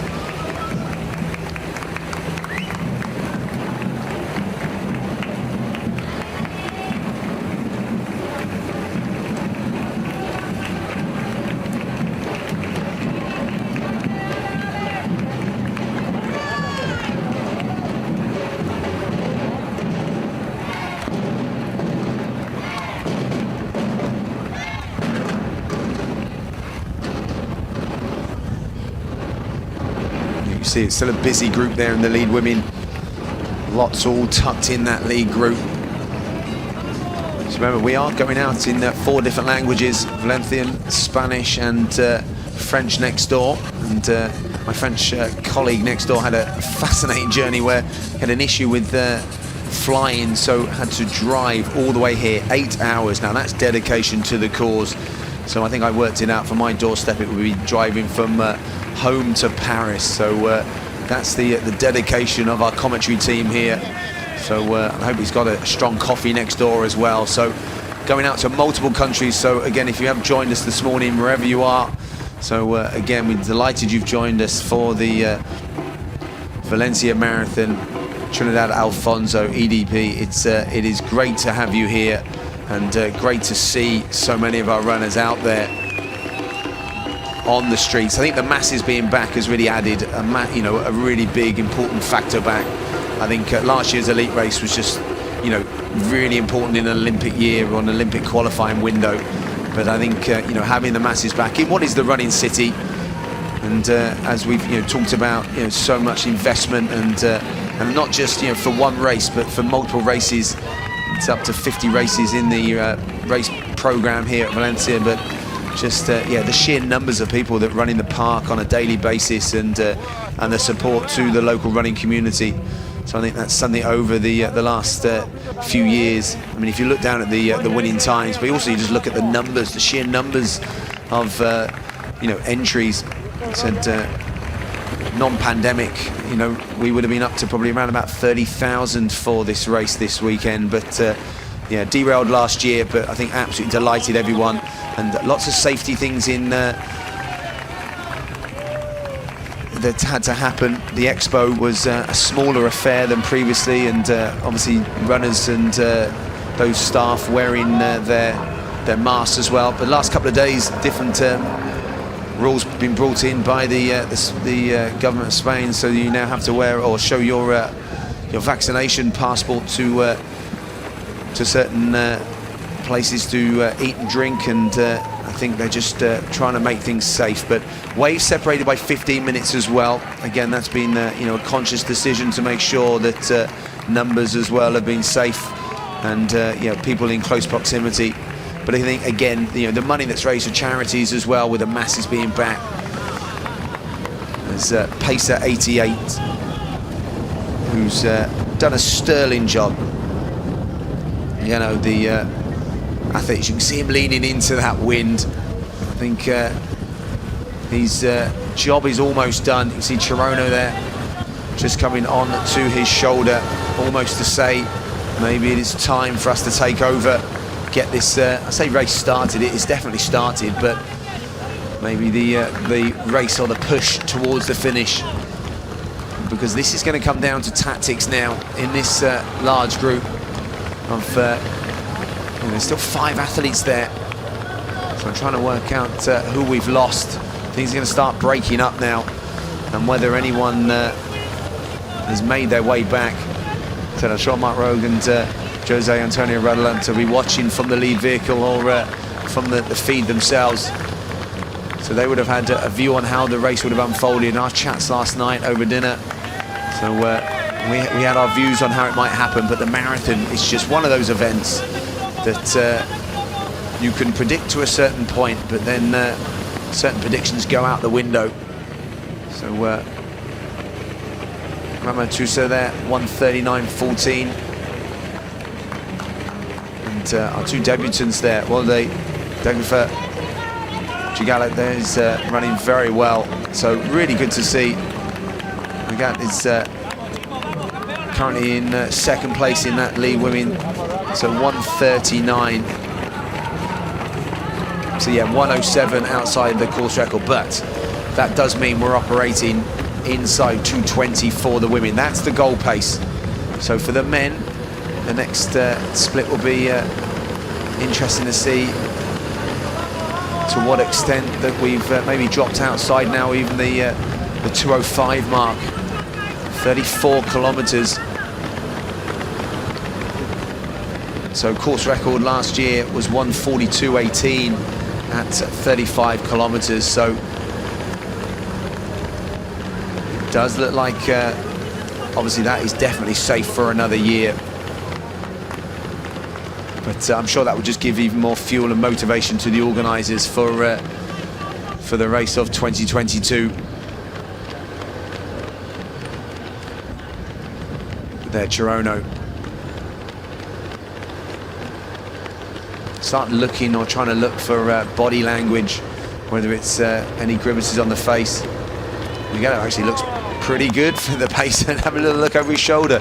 Every time I think he's done, he gets a second wind again. So been very, very impressed, and he's done a great job. And he's probably thinking, I'll get to 35 kilometers. That again will be a very healthy pay packet, and for pacers as well, they need to pick their right amount of races that they're going to pace with the races that they're actually going to go the full distance as well. So it's an art getting the right balance right, and some get known as just pacers as well. So given that the marathon majors now and the major city marathons are just so tough, you know, for prize money now, you know, whether it's difficult to get appearance money and also prize lists, you can run very fast. I mean, if you look at last year, there were 17 runners inside 2 hours and 8. So yeah, you could well finish inside 2 hours and 8 and not win any prize money. So that's a phenomenal kind of statistic, whereas obviously a few years ago that would have won you most city marathons, or at least put you towards the podium and definitely top 5. So that landscape, as he said, has changed. So some of that is down to technology, but some of that is also down to just the sheer volume and sheer numbers as well that we have, and quality amounts of depth in different nations. So that could be our leading runner from Spain in the female group.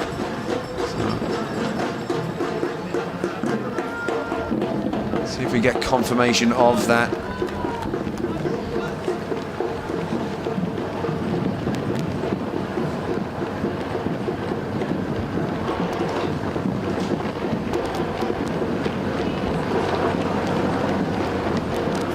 Again, just look at the masses and the amount of people tucked in these lead group, that it does make it difficult to pick out every single runner in there.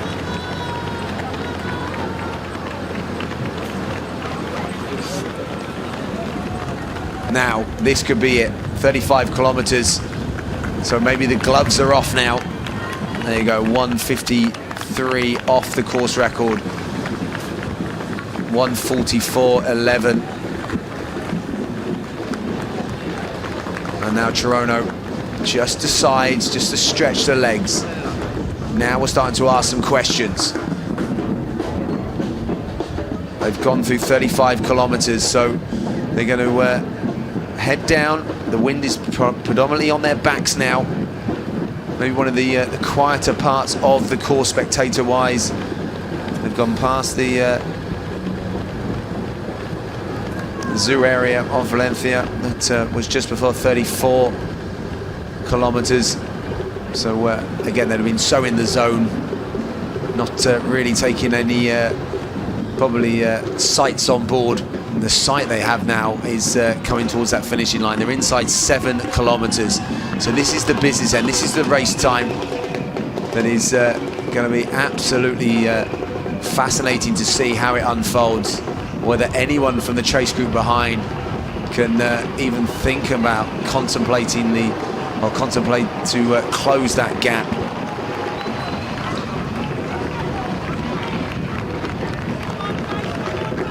So again, if you're joining us here, welcome this morning to the Valencia Marathon Trinidad Alfonso EDP 2021. So the elite race survived last year, the masses did not. The masses are back, and the always quality elite fields are here. So chasing those top spots, chasing those places on the podium. Also for these athletes, they want to put down a good time. So that world qualifying time, that will be assured, but it's about gaining selection for those World Championships in Oregon in July. Eugene, one of the homes of track and field, but right now Valencia, definitely one of the global power cities of road running. As I said, for their races in the World Athletics, gold and silver and platinum races, but then also just the climate and the general running culture that they've got here as well.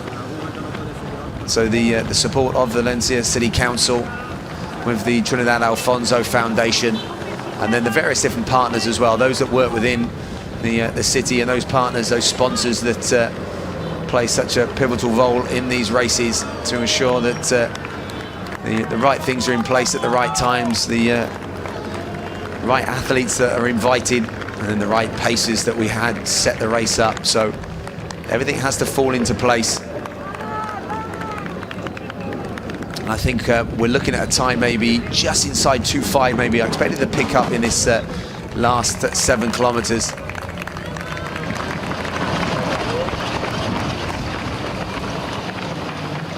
Some good cheering, some good support. I think that's our maybe our first of our Spanish athletes out there, but it's difficult to tell again. There's just so many bodies. I mean, these runners, I think, are running inside 2:30, and there's just so many sheer numbers in there. Great to see.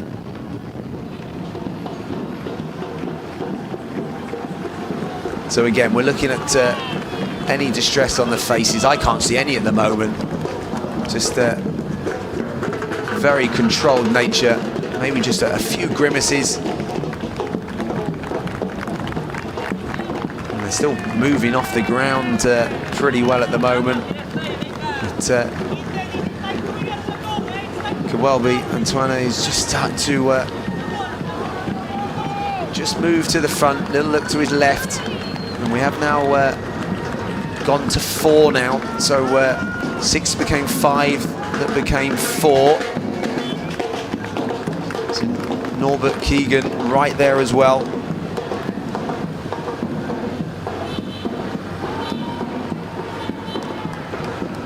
Oh, that could be the first bit of distress.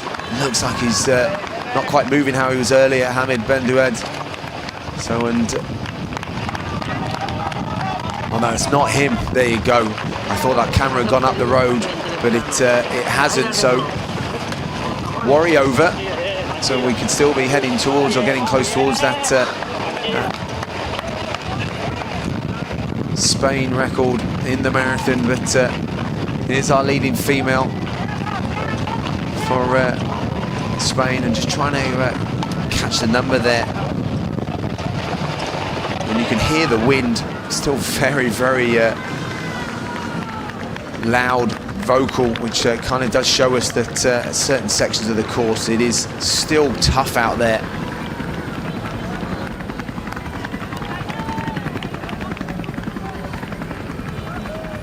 And again, we've been lucky with these throughout today. Some, you know, fantastic aerial shots. And there we got 4 athletes.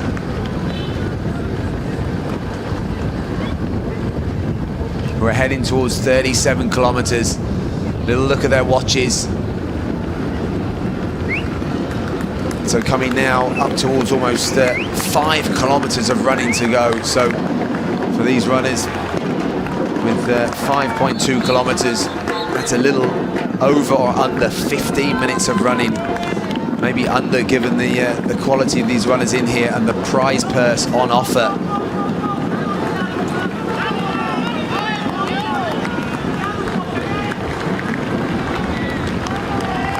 Tanra looks good in the centre there. The chasers behind her, maybe just the slight bit of distress on Lawrence Chirono. So just dropping back. He was aggressive for a second ago. Just starting to maybe just lose a metre or so.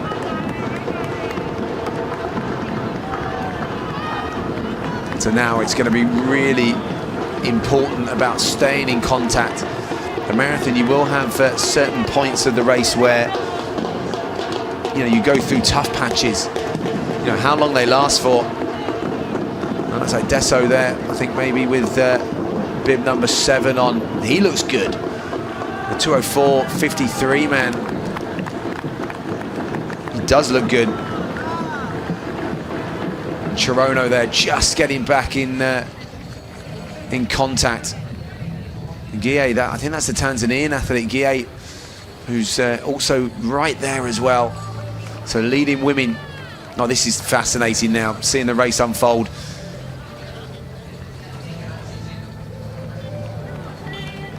Nancy Jacques there, I think, yeah, it is Nancy.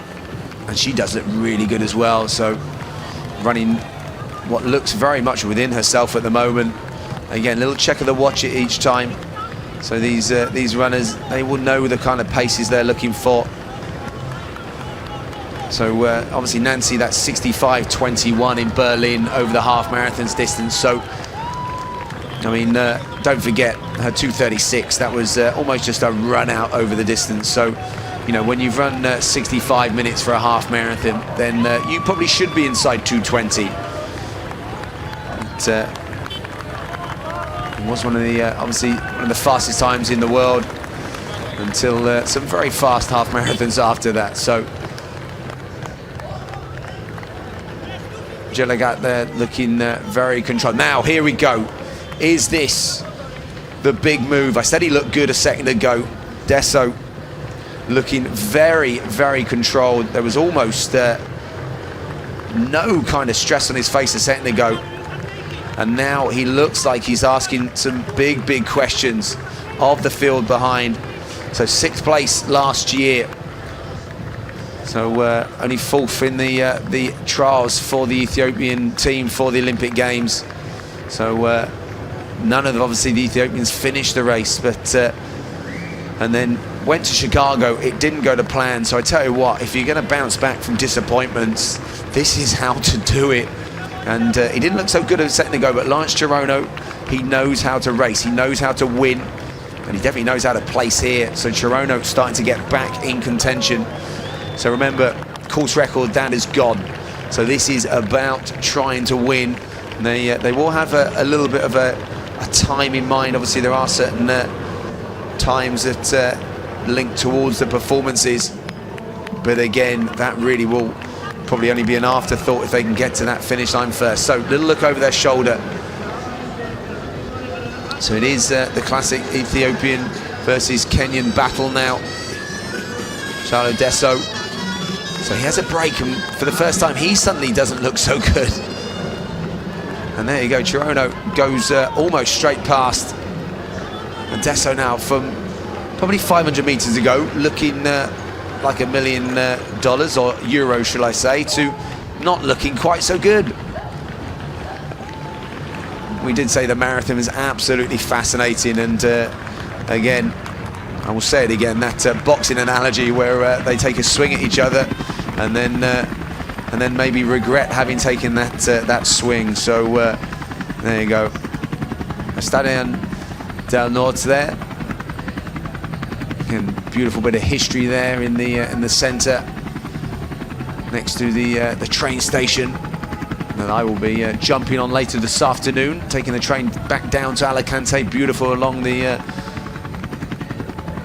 coastline. So again, if you are looking to get out to Valencia, then there are lots of different options to get out here, whether it's direct or whether it's one of the airports close by that you can catch a train or a bus. So definitely put it on your bucket list. I can't surely sell it enough to you. So, but as I said, even if you're just coming out for a weekend to Valencia or close by, then it is a beautiful city and region as well. So now the leading women, it is splitting up now, and it looks like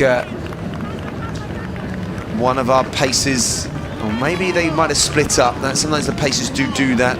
They do sometimes look after various groups out on the route as well. So it might be that is the case out there. So, and also we're looking at various national records going under threat, even when we go down the different time blocks as well. So it was a sheet given to us that almost had 20 national records being aimed for.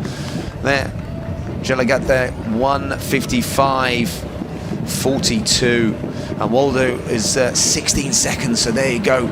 That's the gap back, 1:54. So through 35 kilometers. So 7 kilometers of running.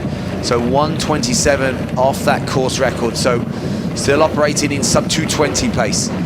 So that is great to see. So we saw earlier that Irene Plagio is the first of the ladies of Spain out on the course. So Jeffrey Camora there, back there. He's got some running to do if he's going to get on the podium. So starting to close down, and it seems like he's moving through some athletes. So you can see the white with the red bottoms there of the NN running crew. So he's got some teammates around him. So a bit of support, and talking about support, Gilligat there has support around her. So the pacer doing a superb job there. That's Cesarek, Jeremiah Kiptu Cesarek, who has done a great bit of pacing. Now look at this. It is just so difficult to tell what's going on. Look at this. Oh my gosh, we're back on. The race is on. The NN crew have closed that group. Look at this. The race is on. So almost in the last 3 kilometers, the leading group, since they lost the last of the pacers and the chase group behind has caught, this is fascinating. And now we really have a race on the second group. So Jeffrey Camora is in that group, but it's the tall striding athlete that is now asking the questions. This is phenomenal, trying to catch check of the number there. Wow, and look at the pace we're running at. This is absolutely brilliant. So I'm sure the NN crew, I know they'll be absolutely going through the roof right now. So apparently the lead cyclist next to the lead woman there was Miguel Indurain. Do you know what? We thought we saw Indurain walk past us at dinner last night, so in the street. And my French colleague said, I think that was Indurain, but we said, no, it can't be.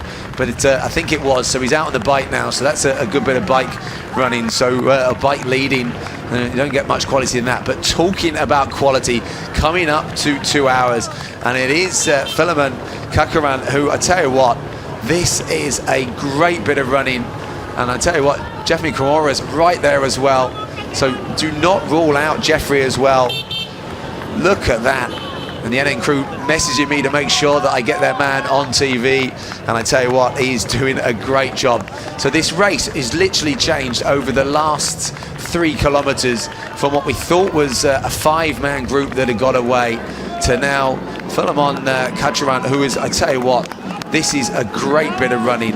He's obviously a 2:06.05 man, but this would be a race, I tell you what, that will go in his CV as one that he's paced to perfection. But I tell you what, it is not over yet. Given that what we've seen over the last few kilometers, Chirono is still there, and he was just about to make another move, Chalo Desu, before our man Cachuan got him. But I tell you what, Jeffrey Kamara is not just done and out at the moment, so he can close that gap. So absolutely fascinating.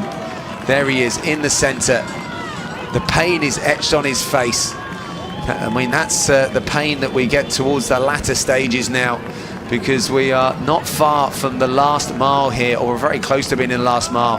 Now this man, we know he has strength, we know he has speed, we know he loves Valencia, having run so fast here over the half marathon distance, and one of his splits that day was low 13 minutes. So I think it was 13:01 that day, from 15 to 20 kilometers. So he's going to need, if he can find anywhere near that type of track speed or road speed, then Jeffrey Kamara will get right back involved. But at the moment, these three, they just have a slight gap, don't they? And absolutely fascinating running as they come down towards the latter stages of the Valencia Marathon, Trinidad Alfonso EDP. So I hope you're enjoying our coverage here. So it's great that we're going out to so many countries around the world in 4 different languages as well. It's been a pleasure being sat here this morning, hopefully giving you some good information, and hopefully talking the race up, because it has been that, look, the pain on Kamara's face now. I don't think he's going to make his way back. He's the movement and the pace of the front three at the moment, and it probably is his teammate who's doing the work now, Fernand Cachuan, who's pushing the pace on. And that lean to the his left, Chirono still looks good. I talk about him being an absolutely phenomenal racer. He is that. This is a battle of the ages right now. And the camera stays on Kamara because I don't think they don't think he's done yet.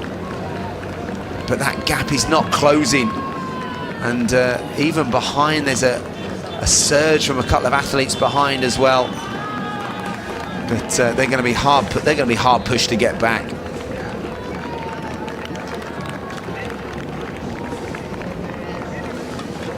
So fascinating. Look at that clear blue sky as we go back to Nancy Gillette, who's in the shadows there of her pacemaker. But I tell you what, if she maintains this, she's going to come out the shadows of marathon distance running. She's going to translate that 65-minute half marathon into a big marathon. So, and she will be sought after at the various marathon majors, and I'm sure to come back here next year. So, and the quality of her running is the fact that there were so many in that lead group of the local runners and the international runners that have travelled looking for sub 220, and it is broken up. So we have 3 right there in contention. Deso taking that turn. Look at this. It is coming down to a sprint finish here. The hemispheric here in front of us. Beautiful building. So they're onto the blue carpet. They are into the very closing stages. And it is Chalo Deso and Lawrence Chirono. Oh, it's going to be fascinating.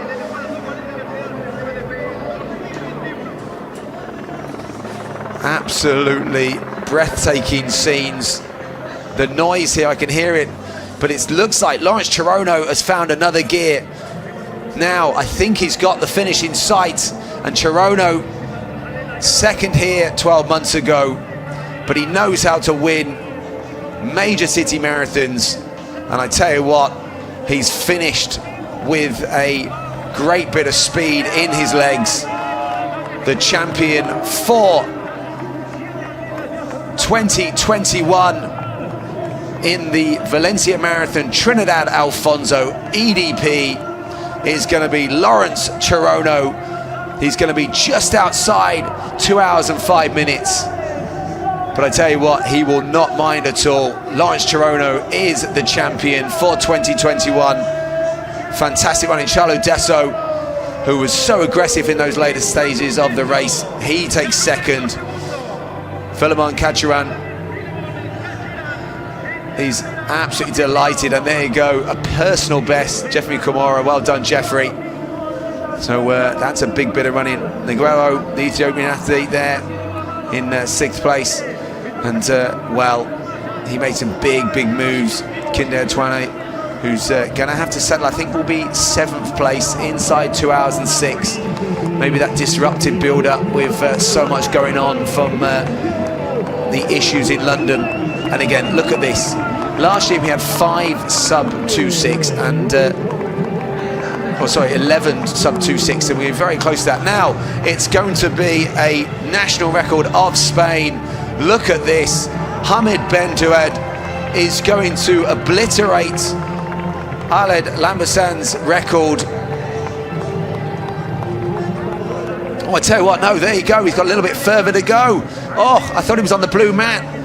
Keep an eye on the clock. It looked like he was close. 2:6:35. Oh, my word. Keep an eye on the clock. It was deceptive. I thought he was there already. Oh, he's done it. Oh, he's so close. I tell you what, 2:06:35. There's almost 2 gantries on this finishing line, so it looked as if he was closer to the finish. Oh, wow. We're going to wait to see the official time. So Lambersan's national record set here last year, 2:06:35.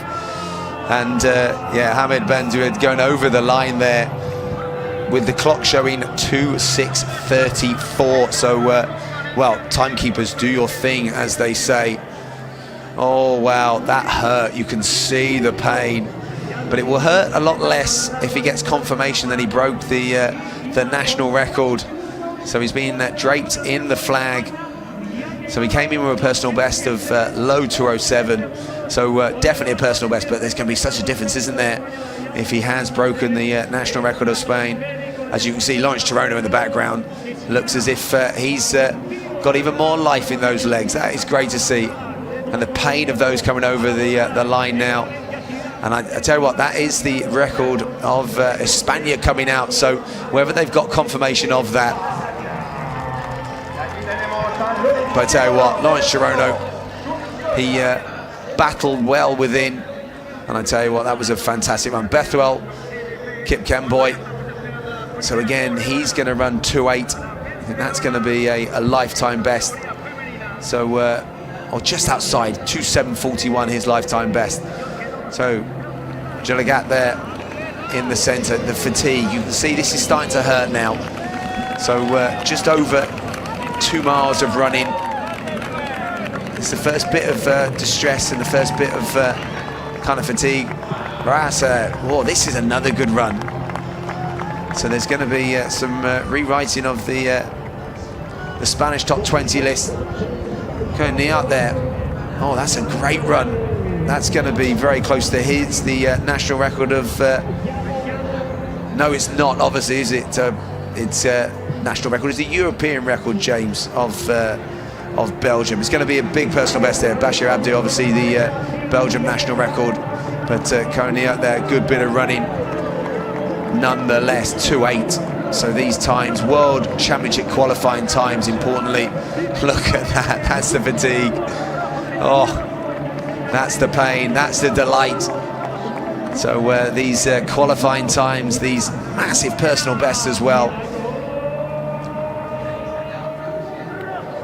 So thumbs up, high fives, and you can see the bodies lying on the ground. Oh, big performances.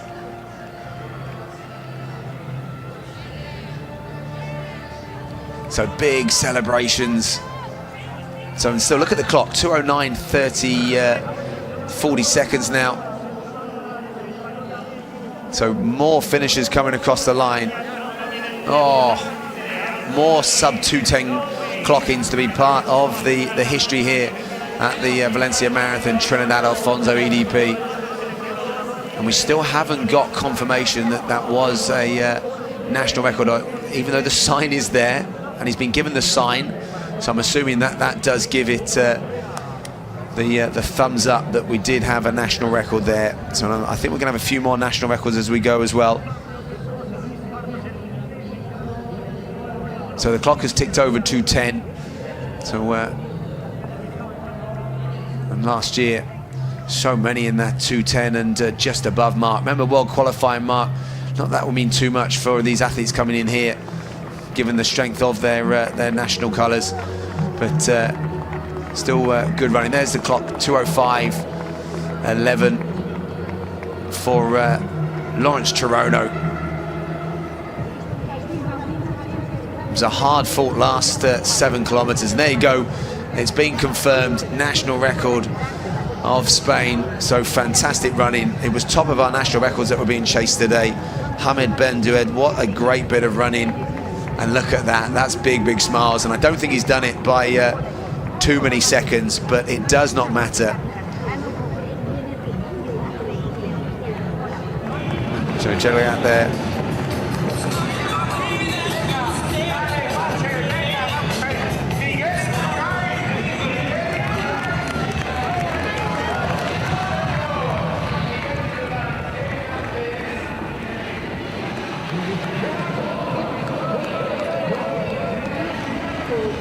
So trying to look down the road there to see whether that that gap maybe is closing from any of the chasers behind. That's the pain of the marathon right there.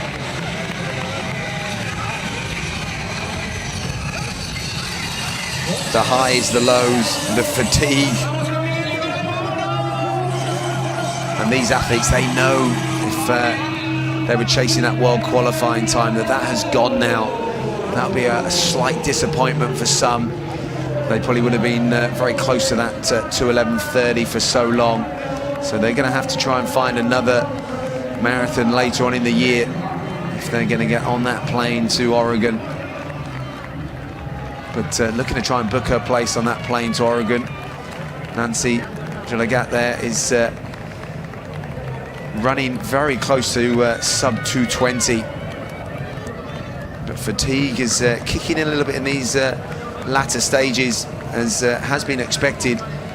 So she's got the speed over the half marathon, but as we kept alluding to, still yet to translate that, only a 2:36. But this is her first real serious marathon, so but there will be a bit of unknown in those legs in these last 2 stages. So she's probably just over a mile from the finish. So I know people will be looking out for various athletes from their countries, from their clubs. So 2:13 on the race clock for the elite men as they still stream across the line. Juan Barrios, good friend of mine,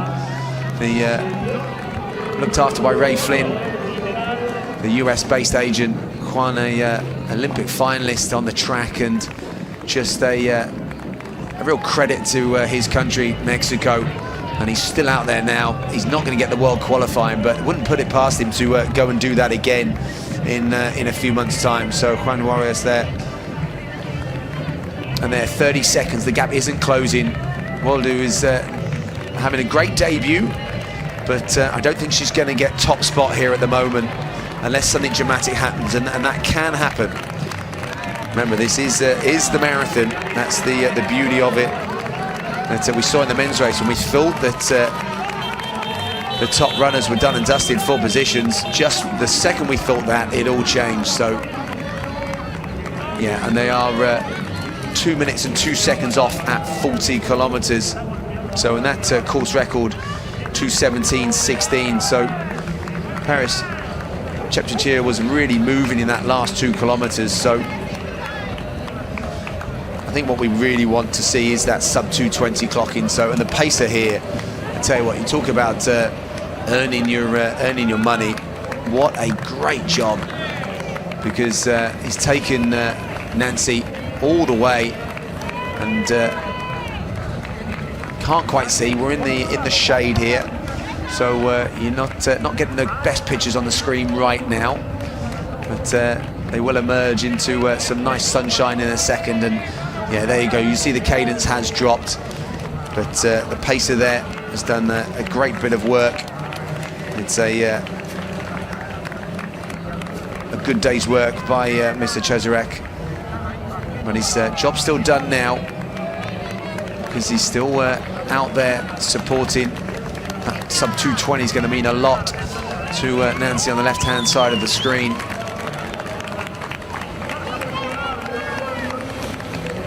And it is Migo Indurain there, you can see on the left hand of the screen. So as I said, we thought he walked past us at dinner last night, but we almost took a second take. I wish I had realised though that I might have grabbed his autograph if we'd have known. So, but now 41 kilometres, so 1.2 kilometres to go. The fatigue are in those legs, you can see that. It's not going to get easier between now and the finish. But what it is about, it's about sustaining it to that finishing line. Remember, there's a big difference in payday between being inside, above and below that 220 mark. And again, just for the organisers, so Mark Rogue and shows Antonio Redolant and the whole of the team behind the scenes, because they are very competitive. Anyone that tells you they're not, they are. Every marathon, we'll keep an eye on other marathons, and they'll be seeing the performances they get. And obviously last year, you know, 61 Olympic qualifying times, 11 national records, and they dominated the top. I know it was obviously a pandemic hit year for marathons, but I mean they formulated, or they rewrote the records from previous years. So, you know, they want to put another good marker down for 2021. And again, that 220 mark for women is definitely one of those that they have the aim. So 217, so this would be course record pace coming up now. So 217.16, Paris Tipscheer's course record is going to live another year. But now 700 meters. It's been a really good bit of running. She was in that lead group from the very beginning, and she made the move and maintained the pace more than anything. So it's going to be very close to even splits for Jalagat there. But it's going to be interesting to see the chasers behind. Oh, slight turn on a corner there. We don't want that. So a little indiscretion there between the pacer and our lead woman out there.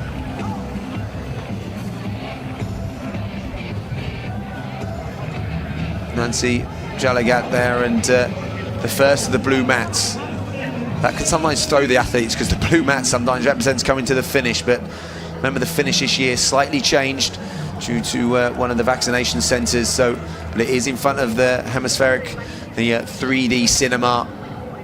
So an amazing building. I'm out looking onto it now. So it is a beautiful backdrop here. As I said, Valencia is a city that incorporates the new with the traditional, and the running city is going to celebrate another major marathon performance here. Nancy Jalagat is going to announce her place. She's done it already on the half marathon scene with that 65:21 in Berlin, but sub 220 today is going to signpost her to all the major marathons, and maybe a place on the plane for Eugene as well. Those hotly contested Kenyan places for the World Championships in Oregon. But there's no doubting the champion here in Valencia at the Valencia Marathon, Trinidad Alfonso, EDP 2021, Nancy Jalagat, and she's gone inside 220. There you go, 219, 31. What a great bit of running. And she looked, stop the watch. It's not official unless you stop the watch. So I'm sure her coach, her team will be going over that data later, but she can enjoy the moment here. We're absolutely delighted for her. Look at that. She is, oh, that is the pain of the marathon.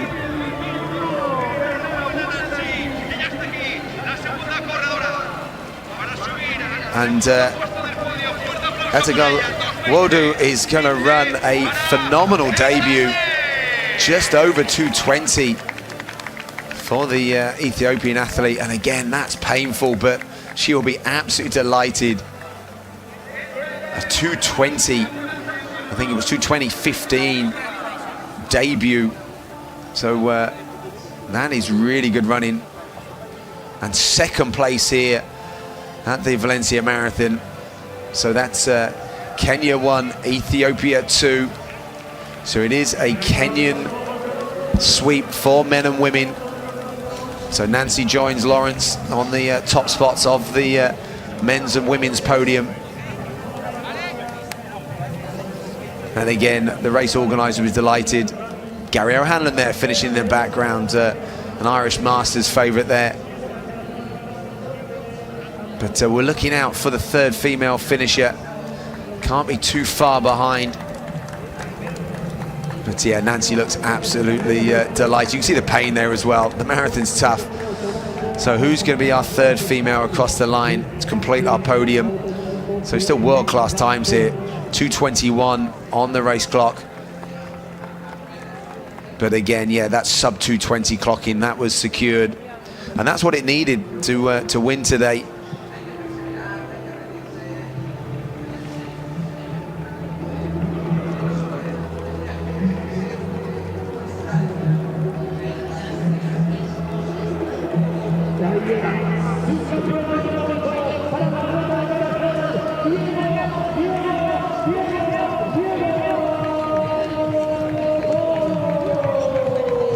Big cheers, big shouts, whether that's for a local hero, whether it's one of the Masters athlete 400, Tonchero there, great bit of running. So Irene Plagio was the first of the Spanish ladies out there, so it'll be interesting to see whether she can get inside her personal best 2:30.07 and get close to that world qualifying time. 2:29.30. Yes, is the salute.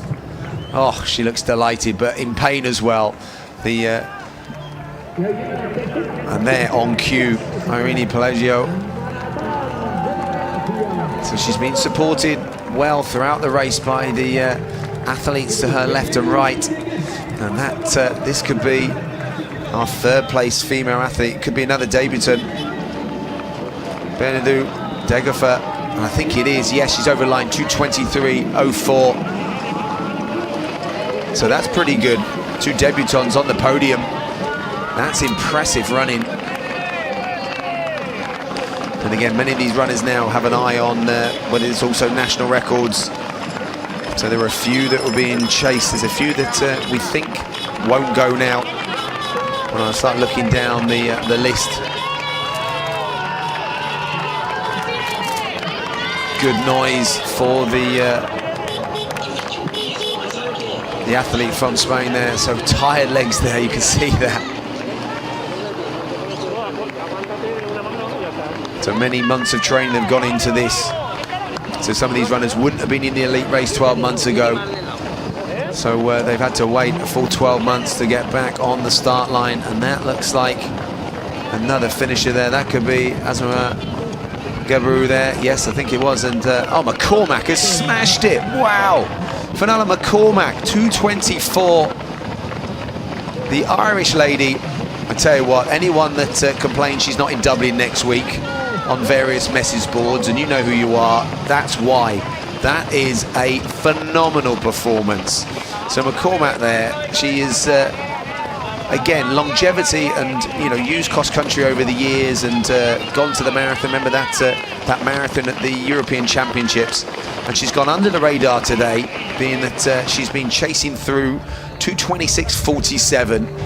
And so we talked about national records. It wasn't even on the national records list I was given, so it should have been. So McCormack, Fenella McCormack, take a bow, because you have just taken 2 minutes off, or 2.5 minutes off the national record of Ireland. So let's hope that maybe next week in Dublin there can be a presentation or something in the European Cross Country Championships, and celebrate what is, I think, one of the best runs by a female Irish marathon runner of all time. Obviously, John Treacy has done some fair good of work for the elite men, as well as a few others, but and Sonia O'Sullivan obviously flying the flag for so many years, but what a run there. So who's that's just crossed the line? So some times flashing in.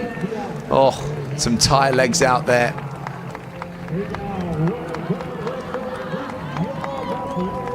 So we're waiting for some of the official times to come up on the screen. So absolutely brilliant. Oh. So I can see some of these runners that were tucked in that lead group with the women earlier on. So they were obviously chasing those times. Now chasing the Croatian national record. That could well be Bonuela Belajek, the national record, 2:25. She's going to be outside that, 2:25. So for Lisa Stubik, back from Zurich 2013. But it's going to be a big world qualifier. Obviously, same for McCormack. This looks like a riser of Italy. So that's a good bit of running as well. So first our athletes from Spain are out there, 2:26. Keep an eye on that race clock. So her best 2:30. So can we get inside that? That would be one that inside that world qualifier. It's going to smash hopefully the European qualifier.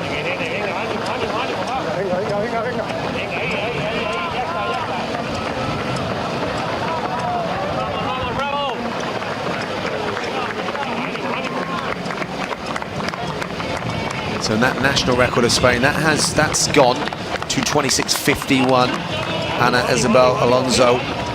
But yeah, a time inside 2:29.25 would be on the top 10 list all time. And looks like Paggio is into the latter stages. And judging by the noise, but she must be quite close to the finishing line. Bit of ACD playing in the background. Actually, Run DMC, I should say. There you go. So, and hopefully it's not walk this way, it's run this way right now. So, as she hits the first of the blue mats.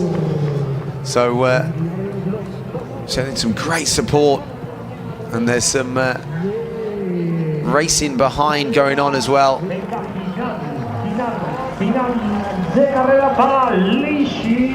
Irene Pleggio, we're looking at that time, and we're looking to see if we can get inside that that 2:29.30 mark. Oh, she's going to be there, and start looking at that Spanish all-time top 10 list, and yeah, she's going to be close to that. There's a few in that 2:28 mark. Irene getting a great bit of support through the whole course. I think that is something that, again, the runners will just be delighted to have back again. So she's going to take about 90 seconds off her personal best.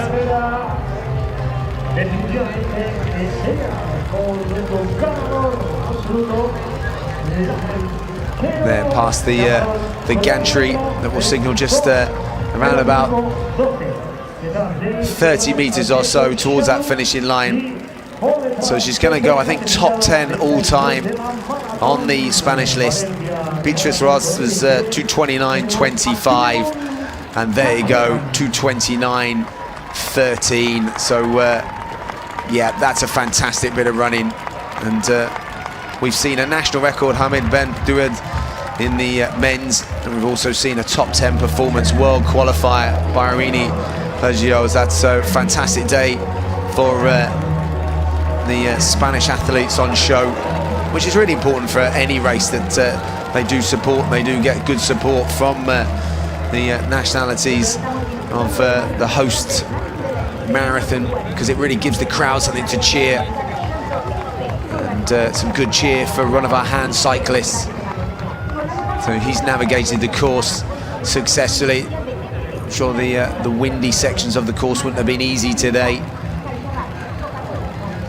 But all-inclusive here at the Valencia Marathon Trinidad Alfonso EDP 2021. So keep an eye on the race clock. There'll be other people crossing line now. You can see the pain, you can see the joy, almost in tandem there of our two runners when they finish. As one of our hand cyclists, there he is. He has successfully navigated the course. He's done it, an official finisher.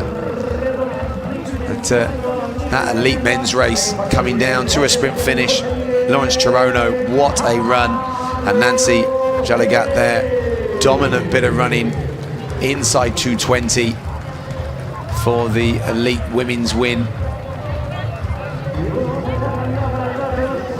And the different team down there, the organisers, they will be absolutely delighted with the performances, the national records, the depth again. You only have to look down again at the record books when the rankings are done for this year. There's going to be some rewriting of the 2021 marathon lists right at the death.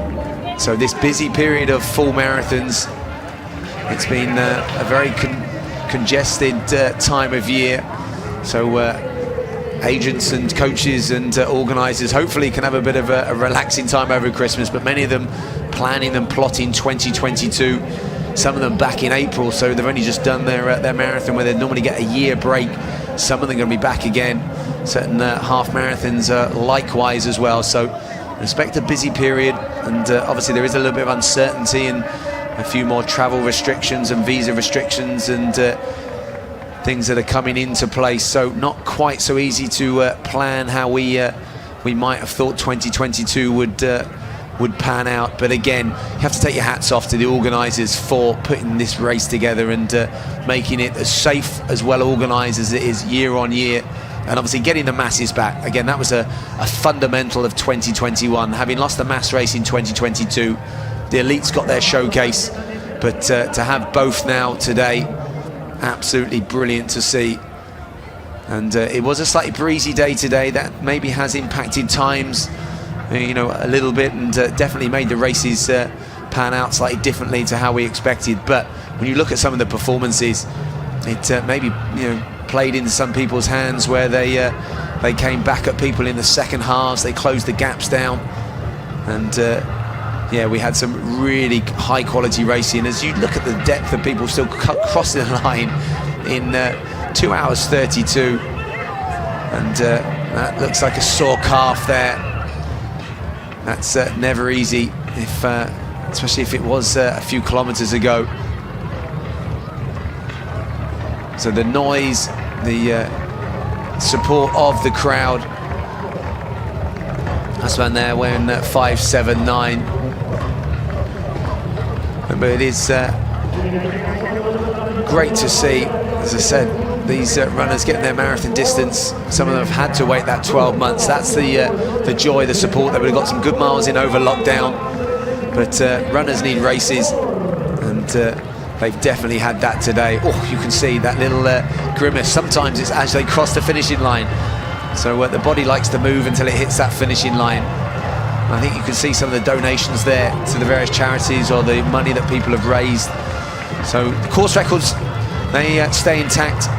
Evans Jabet's 2:03.00. That lives to fight another day. And Paris Chipchajir, the Olympic champion, that survives also 2:17.16. As I said, the organisers never sleep happy here. They will all be looking at the next year. So Marc Roge and Jose Antonio Radelant with the Trinidad Alfonso Foundation and those within the scenes. They'll be talking already to various managers and organisers to see how they can challenge those records again next year. But again, if you are a runner sat at home having watched this, if you're not inspired to run this, or you're thinking about fast marathon times in December, it's not a bad time of year to run ones. You can really enjoy yourselves over the Christmas and festive break. So, and a nice bit of training going into the latter part of the summer into the fall. Often people like training in that that autumn weather. So as the temperature just drops down a little bit and the leaves fall off trees, can make it nice for getting your long runs, your mileage in. So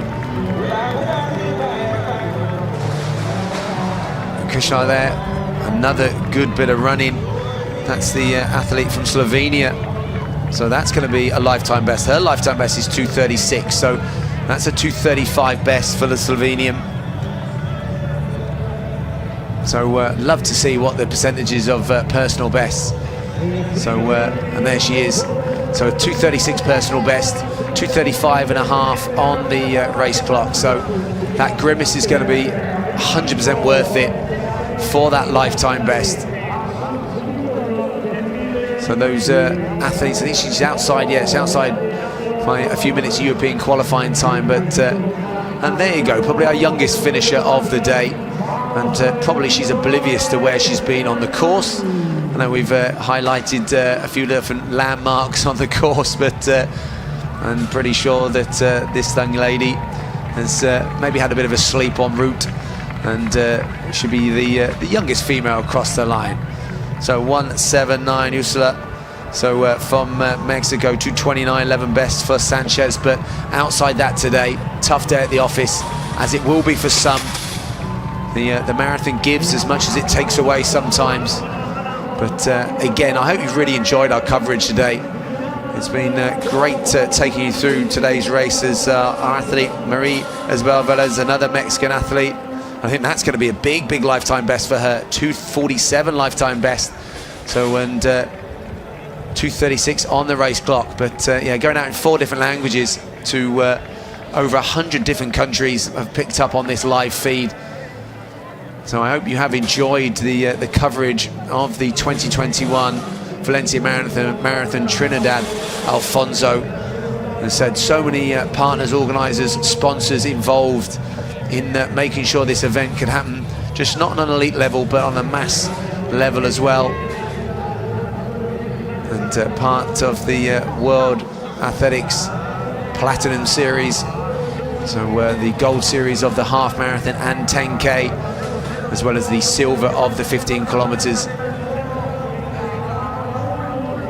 But some have completed the full sweep of those, the bingo of the Valencia races. And if that's not enough, there's been world records set on the track here as well. So that climate lends itself to that. So again, some celebrations there. I think running for, maybe that's Team Radolat. So that could be the team of Jose Antonio Radolat. So we get confirmation of that, but he helped to put together the fields, but that could be one of his runners in his running group there, crossing line 2:38. Still great performances.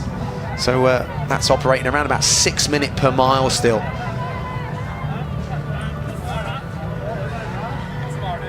So again, when we do get those final results, when they do come through, I'm sure it's going to be a list of personal bests for a sprinkling of national records, world qualifiers, European qualifiers. We've had national records for Spain today. What a great run by Hamid Ben Dued. So dipping inside the record set here last year by Landershan, and there you go, there's the results on cue. So Lawrence Chirono, 2:05.12. Desu, great run, 2:05.16. Kachiran, personal best. The NN runner coming with a late surge, 2:05.19. His teammate from NN, so Jeffrey Kimura, 2:05.23, a personal best also. Good run in the air train there. Keifel, 2:05.28. Behind Negro, 2:05.27. So 7 athletes inside 2 hours 6. Antoine there inside that mark. So a real quality bit of running. And yes, that national record, Hamid Ben Dued, and the women's. And Nancy Jalagat there, 2:19.31. Awadu, 2:20.16. Take of her, 2:23.04. 2:23.20, and McCormack went inside 2:24, 2:23.58, and I'm sure Ireland is a buzzing right now I'm sure there's a few celebrations going on. Fowler McCormack used to be coached by a good friend of mine, Chris Jones, but now obviously rocking in the marathons at 2:23.58, just ahead of Gabriel there, 2:24.01, and some really good performances. An Italian Epis there, 2:25.20. So that's phenomenal running, and I think yeah, what we have seen today is another real show of Valencia marathon depth here, and quality pacemaking in yeah, fairly challenging conditions in comparison to previous years here. But also we had some great racing. I think that's what people want, and I'm sure you on the live streams, you know, wanted some actual racing head-to-head. It wasn't just about the clock. Those latter stages was very much an uncertain period in that last 3 kilometers of who could close the gap, who might come out on top. But it was the athlete that was there for pretty much most of the race. He knows how to win, having won in Prague, Honolulu, Amsterdam, Boston, Chicago, and then obviously today going one better than 12 months ago, Lawrence Gerono. He has the fast time from last year, so today was about winning, and he did that. And then in the women's, Nancy Jalagat, what a great bit of running to go inside 2:20. Can't highlight that enough in terms of the performances that we've seen. So when you do start looking down at the list, so won't make the top 10 list, but it kind of shows the depth of running this year. It makes for the year's rankings. That goes number 7 for the 2021 female times, but won't make a dent on the 2:21 marathon times, 2:04.21. But in terms of racing today in the elite men's, I think that's one of the best races we've had in terms of change of leadership, in terms of the second group catching the first group. So great aerial shot here in by these beautiful buildings, by the finished by the Hemispheric, which is the 3D cinema. So a slight change in finish, so not in front of the Culture for Arts and Sciences due to it being used for vaccination, so but still spectacular. So with that that platform built on the water, so with the various sponsors on show, you can see, so again all those sponsors play such a large part. Obviously the Trinidad Alfonso Foundation, the council, obviously Valencia City Council, Cultural for Aficionado, EDP, New Balance. So great work by those other sponsors like the Coca-Cola, Movie Star, obviously helping with the production of the race. So many different partners involved in bringing this to so many of you out there. So it's been an absolute pleasure, as it was 2 years ago, to be sat in the hot seat. So hopefully I managed to do a good job, as my French colleague next door did as well. So with our other Valencian and Spanish colleagues, so 4 different languages to over 100 different countries, and yeah, hopefully showcasing not just the Valencia Marathon, but Valencia as a city and as a destination, as a place that yeah, I'm pretty sure it's on your bucket list now. Look at the numbers there. If you are a runner that you're looking at that 2:45 mark, look at the runners you'll be within, and still lots of places that you could get accommodation, and very easy to eat around, very close. We were eating probably around about 600 meters from the finish and start line last night, and there were lots of places that you could eat. So often with major city marathons, it's difficult to find places to stay or even travel to, or definitely find places to eat, but it's a great city for that, and it really lends itself to runners traveling across Europe, but those maybe coming from the British Isles or internationally as well. Obviously, hopefully certain restrictions. There's a serpentine vest, so he's travelled from the UK shores. Well done, Victor. So big smiles inside 2:45. Serpentine Club, a famous club in London. So Frank Horwell, the Great British Milers Club stalwart, who's done a lot of work, and so passed away a few years ago, but I'm sure he'll be looking down on the serpentine vest crossing the line there with a smile. So flying the flag internationally, as well as we've seen so many different nations that have been represented today. So that again, that's why we are being beamed out to so many countries. So and the flavour of the race as well. Great chatting to so many people from different countries yesterday, and heard so many different stories of obviously people that have done some great training in difficult periods, and this is it now. This is where they get to enjoy their moment, and friends and family, whether they're here, whether they've been watching it on TV, will be trying to squint at the TV now to see whether they can see their loved ones crossing the line.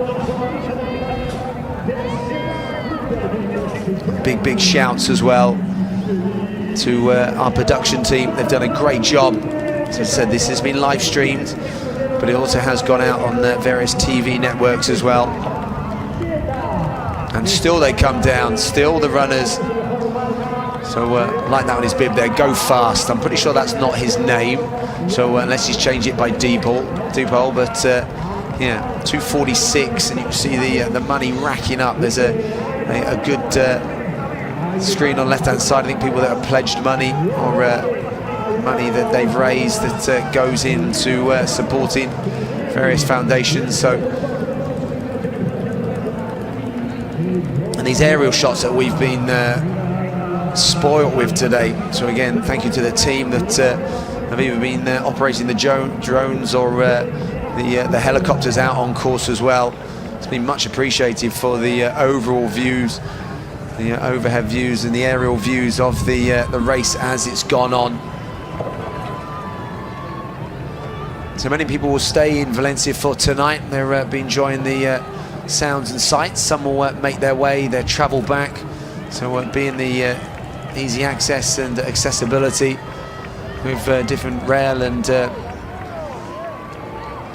airports in close proximity. So athletes will walk down now. There's it's great seeing last night the goodie bags that they get. They get a great goodie bag before, but then after the goodie bag, one of the best things it includes, it was fresh vegetables included in the goodie bag. So I think that should be something that every major marathon incorporates. So not too many sweets and too many sugary snacks, but something healthy to get your recovery refueling going. But they make their way down, they get refueled, they also get their medal that I'm sure many of them be wearing with pride as well.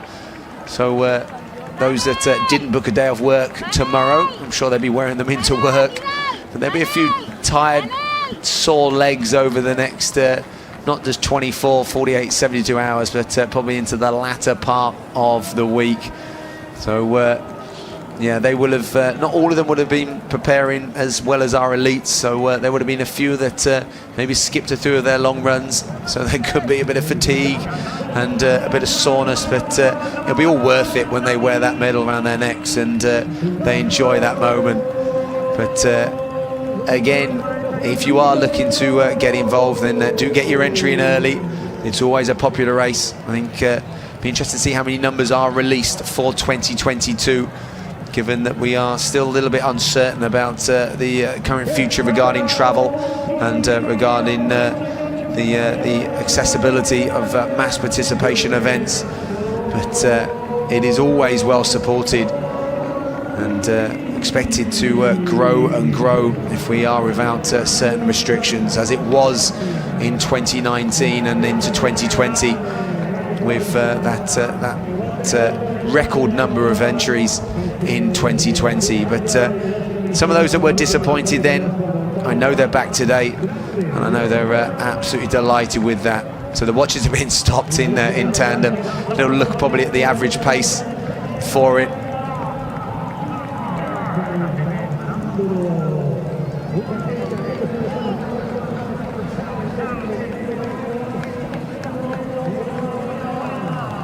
So gathering themselves here in Valencia, the running city.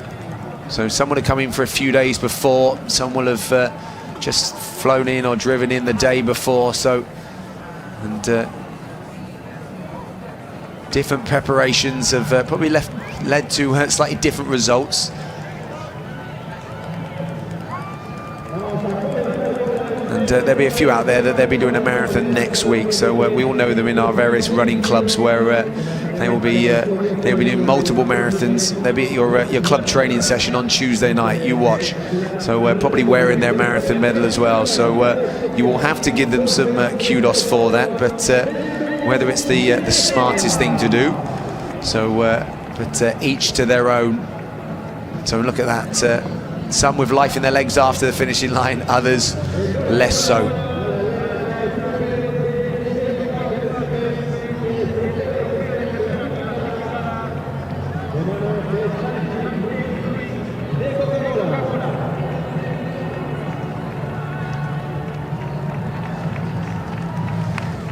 So that's it, drumming up the crowd in the finishing straight.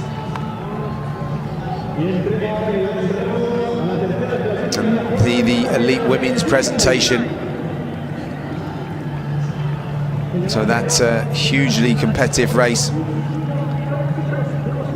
Benedou the gaffer there in third place. That 2:23 lifetime best. Well, it's a debut, but so it's a debut plus a lifetime best. There you go. So and another debutant. Montana Wudu, that's a great bit of running. You can see the pain. Even these small little podiums can be tough there. And yep, she makes it on top. A little help from Carlos there, who has been great work behind the scenes and a great help with myself. So Wudu there, taking the cup in second place on the podium, and a debut time 2:20. So that's a really good debut, and as I said, that announces herself as a quality marathon runner and someone that to look out for the future. Again, started out as a junior, and a talented junior at that, but this really is her, showing her form, and probably found her distance. That's the thing with the marathon. It's finding your distance. It's finding your time to make your debut at that distance as well. That's not always easy as well, but the champion,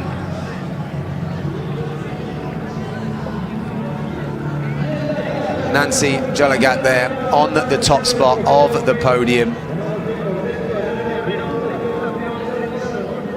So you can almost just forget that 2:36 best from a small little marathon where she had a little run round. But yeah, that 65 half marathon, that announced to her the eyes of this race today, as in what she could do in translation to the full marathon distance. I tell you what, she's done that today. 2:19:30, and your top three there: Tegefer, Wolu, and Jalagat.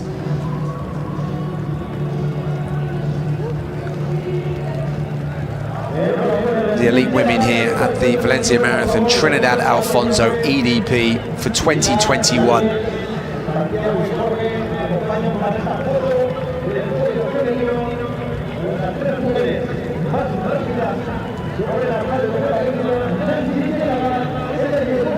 There are different sponsors and partners on the stage as well, and they definitely should be, because these runners would not be there without the different partners, those that play such a vital part in supporting the race in terms of financial, but logistics and support. It's a team effort here in Valencia.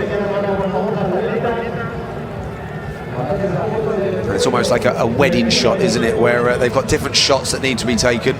So they're being coordinated with the different people that are needed for each shot as well.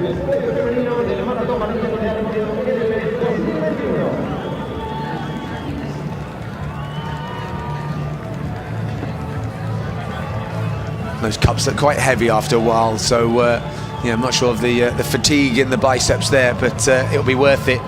And they're going to have to find room in the suitcase now, so hopefully they didn't travel too light. But they've got room, hopefully, for that cup to make its way back to Kenya, and to our two athletes back to Ethiopia.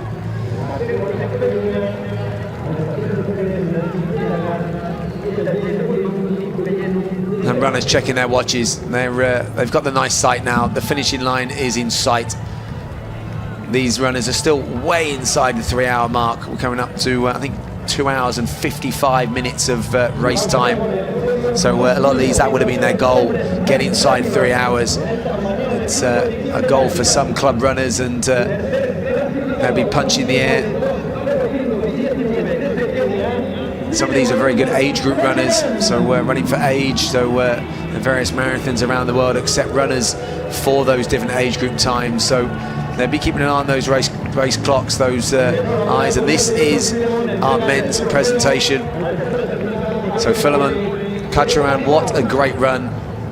A personal best inside 2 hours and 6 today. 2 hours and 5.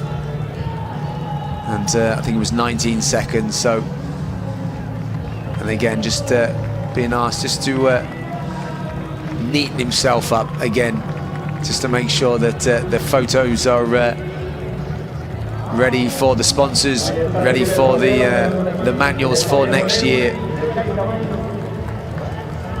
Kacharan there, what a great bit of running. So training partner of Eliud Kipchoge, Jeffrey Kimura, he ran here his personal best back in 2019, so we shouldn't be too surprised. But yeah, good half marathon. He paced Berlin that pace, that's 60:48. So and he thought he had a good chance, but going with that pace. So didn't pace, so he went with the pace in Berlin, but he blew up there. So sensible pacing. I think the NN crew would have thought about it being a bit more sensible this year, and definitely was. So fantastic bit of running. But this athlete here missed out on the Olympics for the Ethiopian team, but Desso, Sharo Desso, what a fine bit of running by the Ethiopian athlete, and he'll be absolutely delighted with that. Little look of gratitude there. Nice to see a smile.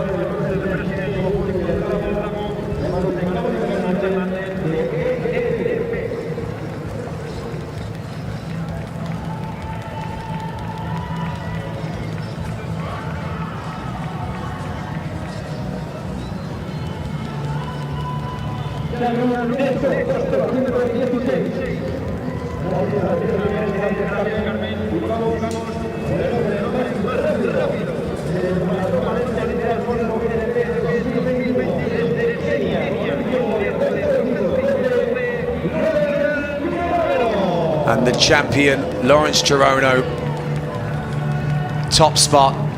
He looks absolutely delighted.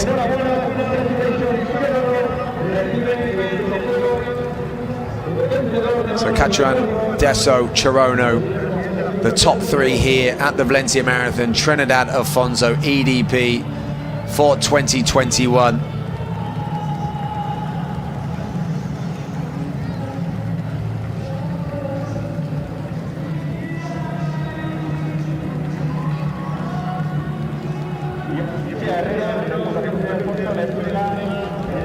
And there the applause, and rightfully so, for our top three.